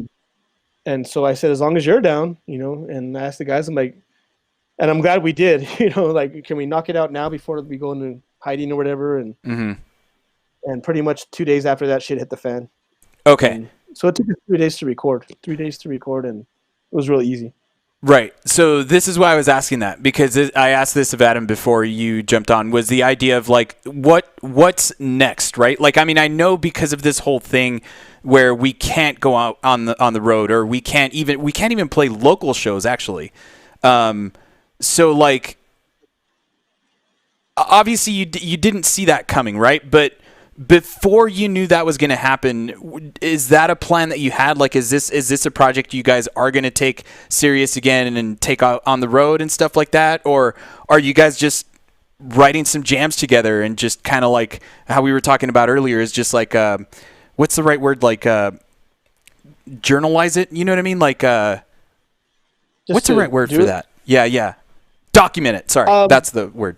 Journalize. I think the main thing is the goal is not to make it big. If we do play out of town shows, it's more just for fun, right, Adam? I mean, it's not it's not something we're trying to like get signed at 40 years old. I think it's if you never know. I do want to play out of town. Yeah. But I mean, but it's just for fun. I mean, it's to keep the brotherhood alive, to keep playing music, to keep having fun. And yes, I would love to play out of town shows, but it's not like we're going to go all in and try to make it big, Yeah. Well, yeah, because again, it's not the idea of necessarily making it big, but it's the idea of like, if you're naturally going to be going out on the road and playing shows, you're going to put yourself in a position where something's going to happen and you're all going to have to be on the same page about it, right? Like, again, you never know what's going to happen. It's not like you're looking for that situation where there's like Go ahead. What's going to happen is we'll be able to get a handful of records into other parts of the country, in another state or two or whatever. And have fun doing it. I mean, I that's cool, right. Like that's what I was telling you earlier, is I like the idea of like, we pressed vinyl, I was like, man, I really want to press vinyl with this. even if it's a short run. Because like, how cool would it be to know you have a handful of your vinyl floating around in Austin or Yeah. LA or At the pawn shops. Denver or whatever, The pawn shops. Yeah, well, because that's the thing, man, is obviously this stuff isn't cheap, like recording an album, printing the album, let alone fucking making vinyl. So it's kind of like, it's not so much the idea that you want to go out on the road to make it big or anything, but you want to put your records in as many hands as possible, and it's also and you want to develop a following. But that's the thing, is like how serious are you willing to take it, right? Because as you start doing that, if it goes, Jake, it actually goes back to what you were saying earlier of the idea of like the writing music, right? And it's just like you want people to listen to it, and just by naturally doing that, if you have music that's good enough, it will naturally, like through word of mouth, like people are going to start telling their friends and stuff like that, and it's going to build up. But that's kind of the thing, is are you guys, I'm not trying to say it's going to happen, but it's like, are you ready for that, right? Like, is that what are you willing to take it to that level, or is it really just something you're going to let fizzle out? Because I don't know if I kind of got to my point there, but I really don't think that would happen. But if it did, I would have to ask your mom, JC. My mom's cool with that, dude. She'd go to all your guys' shows. No, I mean, I don't think it would have to be something on our terms. I mean, shit, that's not going to happen, first of all. Well, it's never happened, but right. But if it did, if someone came up to me like, "Hey, I'm from Columbia Records, bro," like, sign this shit, like, which is not going to happen. Well, no. I mean, and that's kind of my point, man, is that, like, again, this is what makes it so hard, because of this whole situation where we can't even play shows locally. But it's just the idea of, like, even just by playing shows here, you might catch the eye of someone who, like, handles, like, the Neon Desert stuff, right? And now you've got yourself a bigger stage, more opportunity to get more fans, right? And then, just based on that, you never know who's in the crowd who's like, hey, we need to fill a spot for, like, granted, obviously Warped Tour is too big, but you get what I'm saying. It's just like things like that lead to other things, and it's just like it really makes me wonder. Nice fantasy. You just have to be, like, ready for stuff like that. And it's like, if you're just playing shows to play shows, and fine, that's cool. I'm just curious, like, what if you? Man, Go ahead. I can always do my job, and my job is being done virtually right now, and so I set my own schedule, so I can kind of do that wherever. And I mean, if that were to happen, it'd be a lot of fun. That's awesome. Yeah, it'd be a thing that was happening. If I had enough money to support my family with it, but yeah, 100%. I mean, it's kind of like how Jared was talking about. Huh? That ship has sailed. And I mean, it's like, look at Jared, who, like, puts all this work into it, and he's signed, and he still has to, like, live off whatever income he can get from it, so it's totally making shirts and all that kind of stuff. It's one of those reasons, Jake, why I was asking you about making videos for, like, the songs you guys have and stuff like that, right? Like talking to Hector and doing all that kind of stuff. But that's the thing, is by doing that, you're taking it more serious, and you do want people to take your music more seriously and listen to it with, like, instead of just, like, selling CDs or whatever, like, you're putting work into making videos that people want to start watching and stuff like that. And I mean, we make art. I mean, as an artist, you do it so people can see it and feel it and hear it, whatever the fuck, So, of course, I would want everybody to hear it, Yeah. Of course. But so I'm not going to go out of my way to fucking make that happen. 100%.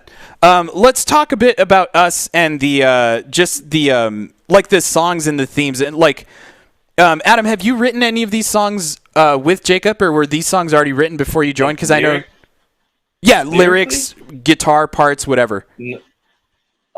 No, I mean, we wrote them together. There's about two the that structure of the song. I mean, I'll have an idea, or I'll say, like, there have been a few times where I've said, like, try, like, going more up, or, like, a real general suggestion. But but no, I haven't like written guitar parts or anything. Have you guys still been practicing throughout this whole thing, or has it just like you guys recorded the album and it's just been kind of like a full-on stop? That's been. I want to practice. I want to get back doing it just because it's fun. We talked about it the other day. With we got masks? a test pressing. We got a test pressing in. How'd it come out? From the vinyl. Did you approve it, Jacob? Yeah, it should be coming in next week. Okay, cool. How many copies you guys going? Did you guys print? 100. That's awesome, dude. Yeah, we'll see how we do like that. Well, again, I mean, because like pre-sales.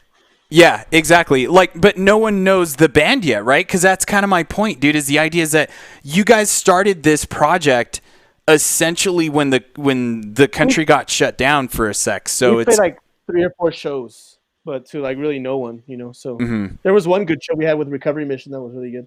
Mm-hmm. But no, I mean same thing. We're just waiting, and Yeah. who knows what's gonna happen after this shit, Yeah. Who knows what places are gonna be open to play, So. Fuck, man. That's. But no, I mean, what I really. It's so cool to have. What I really want to do is. Yeah. Go ahead. I want to reach out to a couple of people and see if anyone wants to use it for the next skate video. There you go.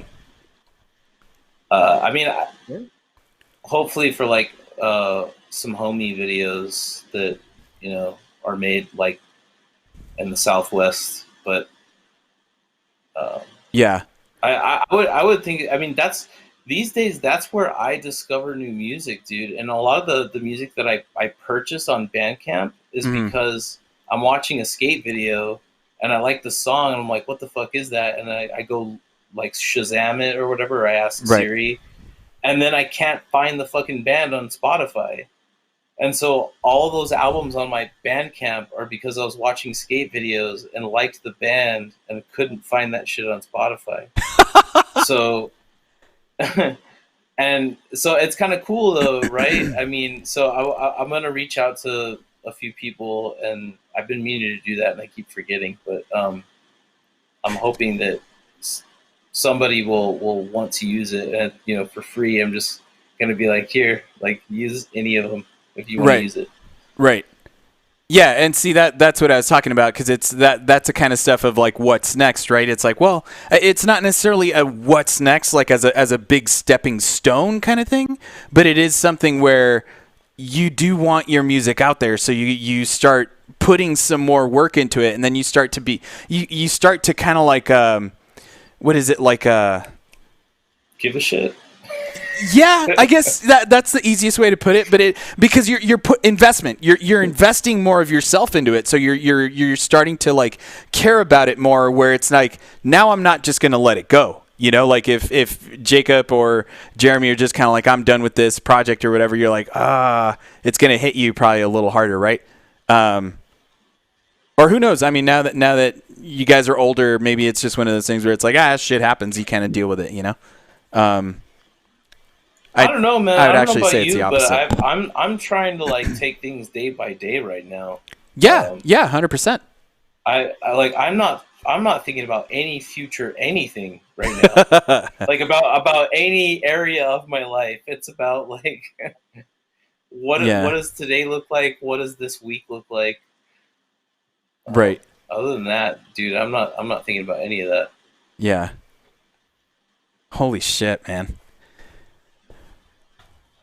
Jake, so are you planning on doing any more of these Jacob Fests? No. No. What I really want to do?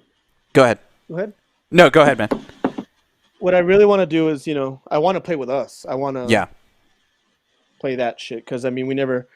It's always different. Like before you record an album and after you record an album and listen to it, like. You always come back better after that, and the songs always come back tighter, and your playing's always better. And so we haven't gotten into that stage yet, even just to jam, not to play a show, but just to jam with the guys again. Yeah. That's what I want to do. I do want to keep Valley of Ruin, to let my selfish tendencies come out that way. I like to write whenever I want to be in control. No, Jacob, don't. Yeah. So this is that's what I like that as my outlet because I went in there and I recorded pretty much everything for Valley of Ruin. Yeah. The way I wanted to do it without anybody fucking harassing me, So Yeah. 100%. But I want to keep that outlet because I like to like what we've been doing with us to kind of make it more of a team project and to still have my the songs that I want to do on the side. And that's why I've been writing a lot of songs, but I shoot them to the guys and I'm like, I don't know if this is an us song or just a song that I want to keep or so I always let them listen to it, tell me if it will fit with us or not, because I've been writing a lot of riffs lately and I just don't know where they go, But I definitely want to, but the main thing I want to do is jam with us. Yeah. For show. So you keep saying like if it fits us, like what do you think us is then? Like what style of music is it? I know what us isn't, and it's not going to be Antigone, and I think that's the thing that I always have to keep in mind when I'm writing is not to make it progressive, not to go on this crazy journey with it. We do have 2 long songs, but they're very straightforward. They're just long because they're long parts. We don't have like 8-minute songs where there's like 15 different parts. Yeah, it's just but to keep it simple and to stay in that frame, and I think we just kind of found our style with this album, and I kind of want to see where it goes from there. Yeah, but it's to not be Antigone. It's to not be progressive. I don't really know what it is because at first we kind of talked about it, kind of being more vintagey metal, like Sabbath or something, but. It really isn't like that. It has some modern elements to it, kind of Mastodon-y stuff, and so it has modern elements, and it still has a little bit of that vintage vibe. But I want to still kind of find what we are, because if you listen to those songs in that album, they're all really different. Yeah. On us.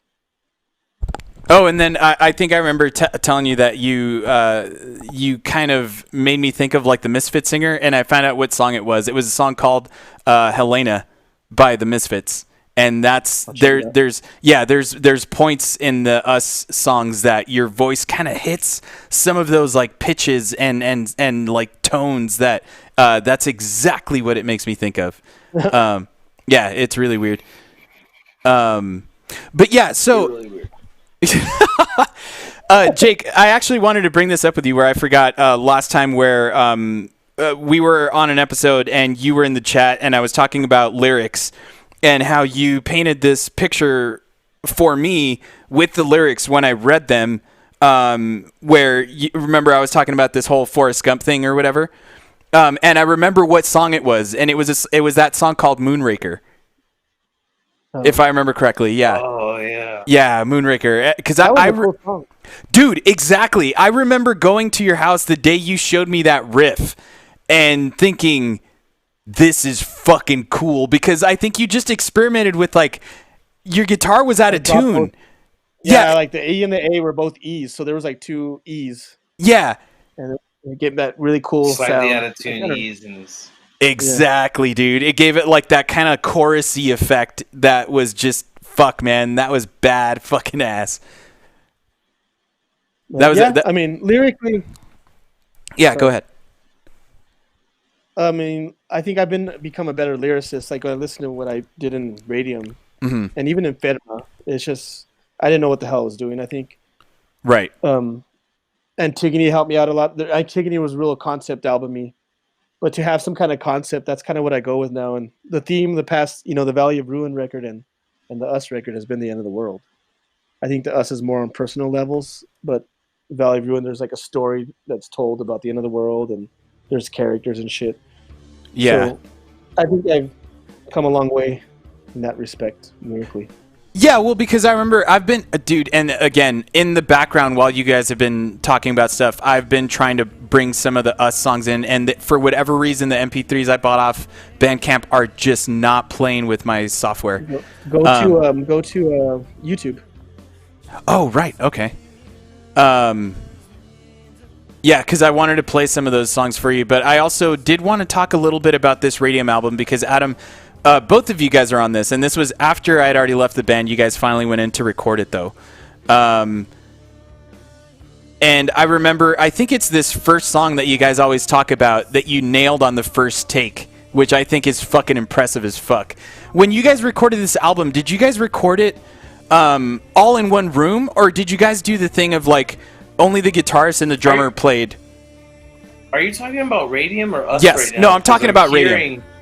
Yes, I'm talking about Radium. The answer's the same for both. Really? So it was just you guys all in the same room. Yeah, we're all in Radium. We were all in the same room, and we did 3 takes of every song. Okay. It was with Mike Major. Yeah. Mike Major at but we did 3 takes of every song.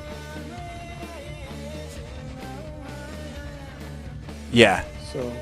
Because I remember working on some of these songs with you, Jake. Like I wrote the bass line to maybe 1 or 2 of these songs, but I wasn't on this recording. Again, this was way after I'd already left. And it was just awesome to like hear you guys as a band that I was in, but like now it's just to hear you guys as a fan was just fucking cool. But I'm always into the idea of how you guys recorded this album, because I think it captures everything you guys did back in the day. The thing I was going to say with Jacob, though, was I remember you telling me that when you did the vocals, you didn't have any of the lyrics for the songs. So a lot of the songs you did kind of improv at the moment, right? I would say like half of them. I had bits and pieces. Right. And I still have done that on other albums, maybe just a song or 2 here or there, but yeah. But yeah, I mean, when I listen to this, I'm like, what the fuck am I talking about? Yeah, 100%. But it's like, and it's kind of annoying to, a lot of people love this album for some reason, and it's a good fucking album, dude. Yeah, like, and it's like, it's good, man. We were young as fuck. Exactly. Yeah, like put something out like this. This was like what, 18? Maybe. I was 16 years old for this album. No, I was 16. You were 15. Holy shit, you were 15, dude! I was 16. Yeah, I remember. I think I was 16 or 17. Yeah. Because I think you were still in high school. I think you were junior. When we recorded? Yeah.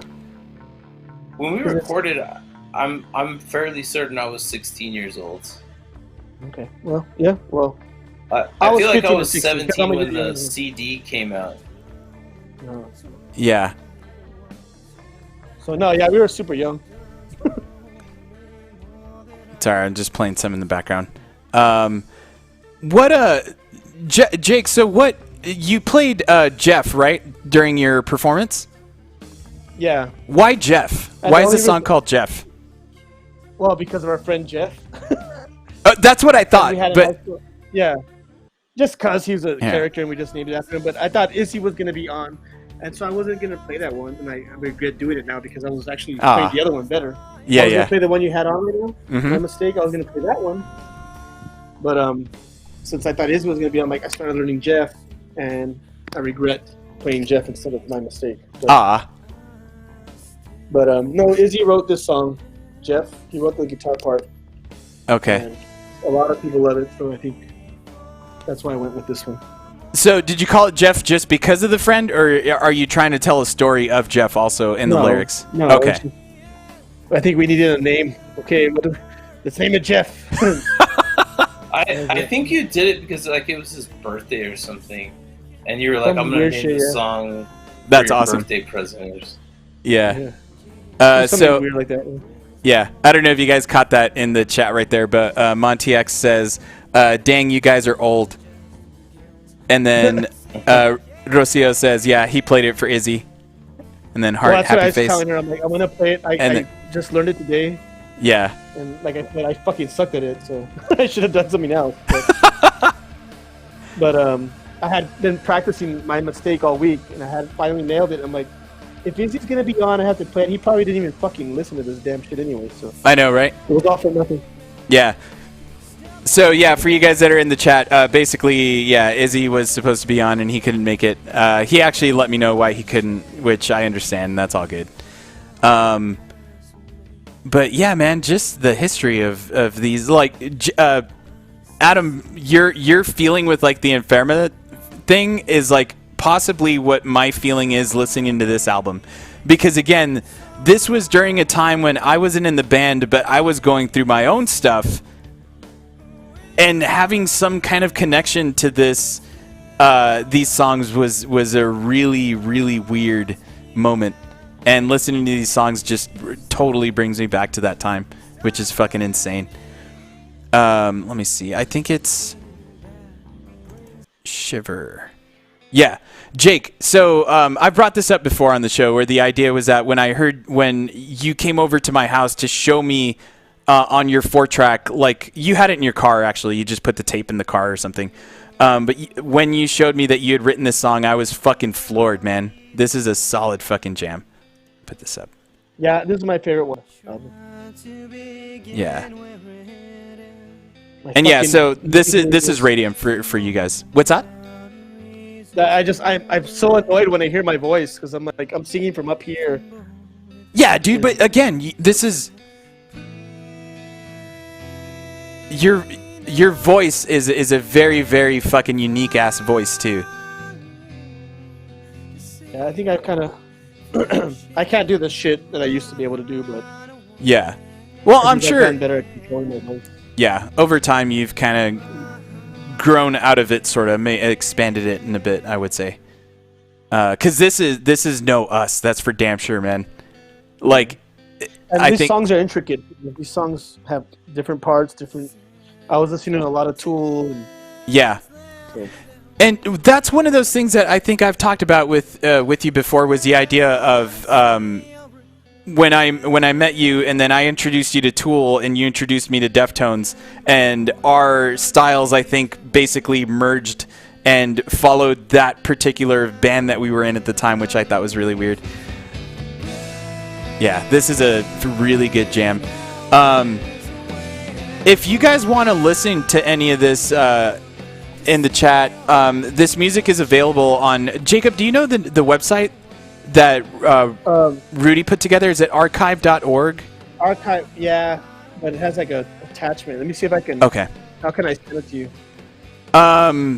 You could send it through me, through Messenger, and I could put the link in the top up there.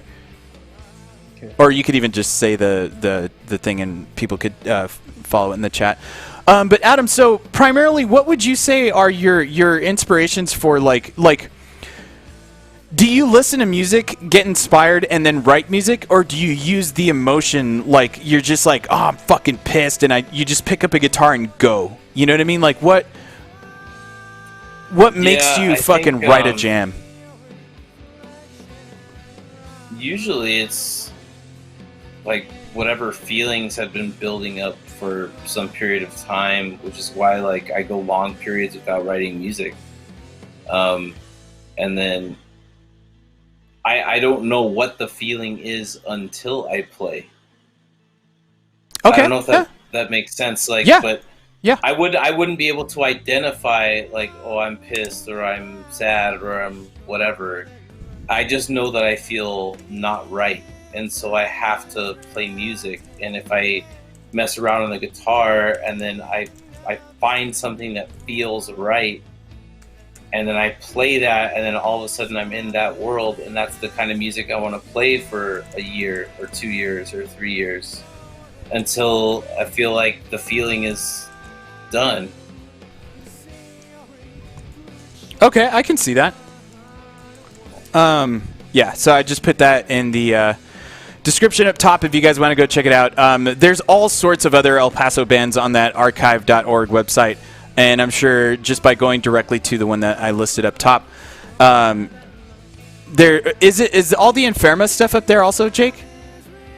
Inferma and is your Valley of Ruin stuff also, or are you still selling that stuff? No, I think you just put like stuff that doesn't exist anymore. So. Okay. Antigone, Radium, and Inferma, they're all up there. Yeah, I posted really some cool. of the Rudy Devices stuff too. If he's listening, man, like he did like the whole city a favor by doing that. Dude. Yeah, I told him that also when I randomly wanted to... There was this old CD, like 710 Texas, like it was a compilation, and there were some bands in there that I wanted to... I'm never going to find that CD ever, because it was like a very local, very specific thing, and it's one of the CDs that's up there. one of the like albums with a bunch of old school bands, fucking Swim, Blind, like just all sorts of fucking shit, man.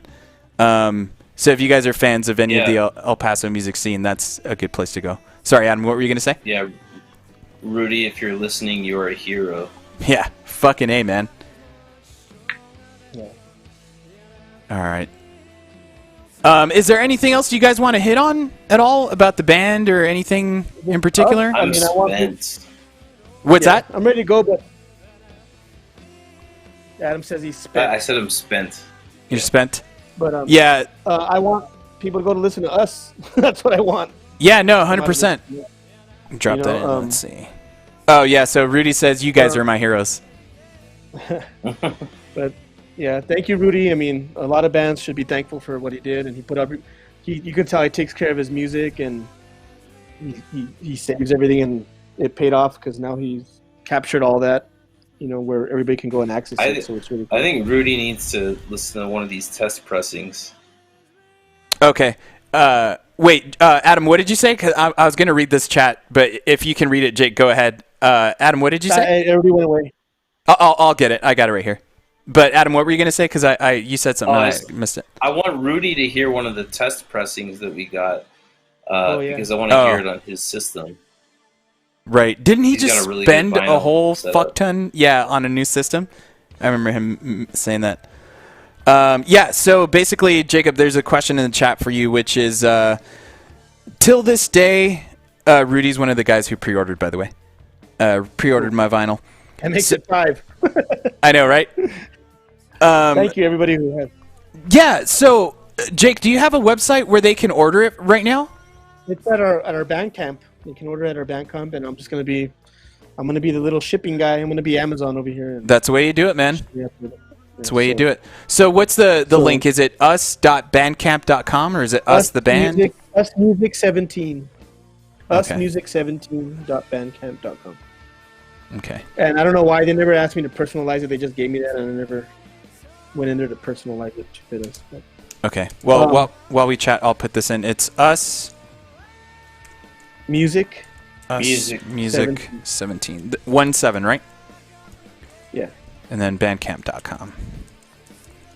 Okay. So yeah, if you guys what were you saying, Jacob, earlier about why we never got famous?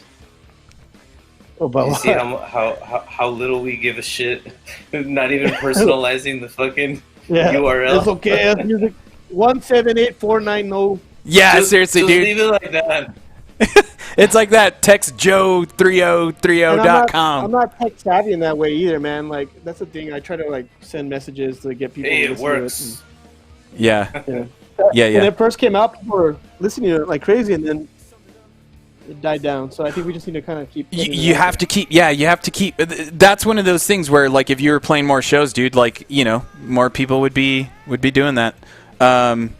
So yeah, Jacob, the question was, till this day, and this is actually something I know too, till this day, I still can't figure out what the lyrics to the song I Am Found. What is that song about? Favorite song from back in the day. I think that's the name of the song. Yeah, Mike, you're right. I was actually going to play it right after this one. So I'll play it just because of that. This is a classic, man. Dude, this is a fucking classic Radium fucking jam. Yo te quiero, sí señora, yo te quiero, dámelo. I mean, it's about finding yourself, bro. What's that? It's about finding yourself, I guess. I mean, I'm thinking, it's just I was depressed back then. Jake, I don't know if you remember this. Like my dad and shit. Yeah, because I would always give you shit about lyrics again. Then that was the thing, is because you wrote this really cool line. Hold on, where is it? Let me listen to this real quick. You described it in the sense of something where the prostitute falls in love with her lover, but her lover dies from whatever she gave him, and it painted the picture for me, even though I never knew what the words were. And that's what you told me once, but I don't know if you were like totally out of it or whatever. But I thought that was a really cool fucking description. Yeah. And then I'm sure in my mind back then I had a meaning for it. Right. I can't remember now. But it's been so fucking long. And plus, I mean, they can mean something different for me and something different for someone else. 100%. You know? Yeah. I mean, I do have songs that have specific meanings to them, you know, but when I go back and listen to them, I kind of apply my own shit to it, whatever's going on at the moment. Yeah, I mean, 100%. Christy Blanche, the Antigone album's about one thing, and Jewish Songs is about another thing. Valley Ruins about something, but they all have a certain theme around them. They have stories, but they have a theme around it. You know, that they're more about the theme and how they fit the theme. Like you the can whole take them album, very literally. Right? Yeah, it's usually the whole album. Radium, not so much, but the Antigone. Ever since Antigone on, every album I've made has some kind of concept tied to it. Yeah, because I remember Adam, we lived together. I think when you guys released Christ Blanche, and I remember you telling me the name of the album, and I was like, White Crisis? You're like, yeah, that's fucking crazy, man.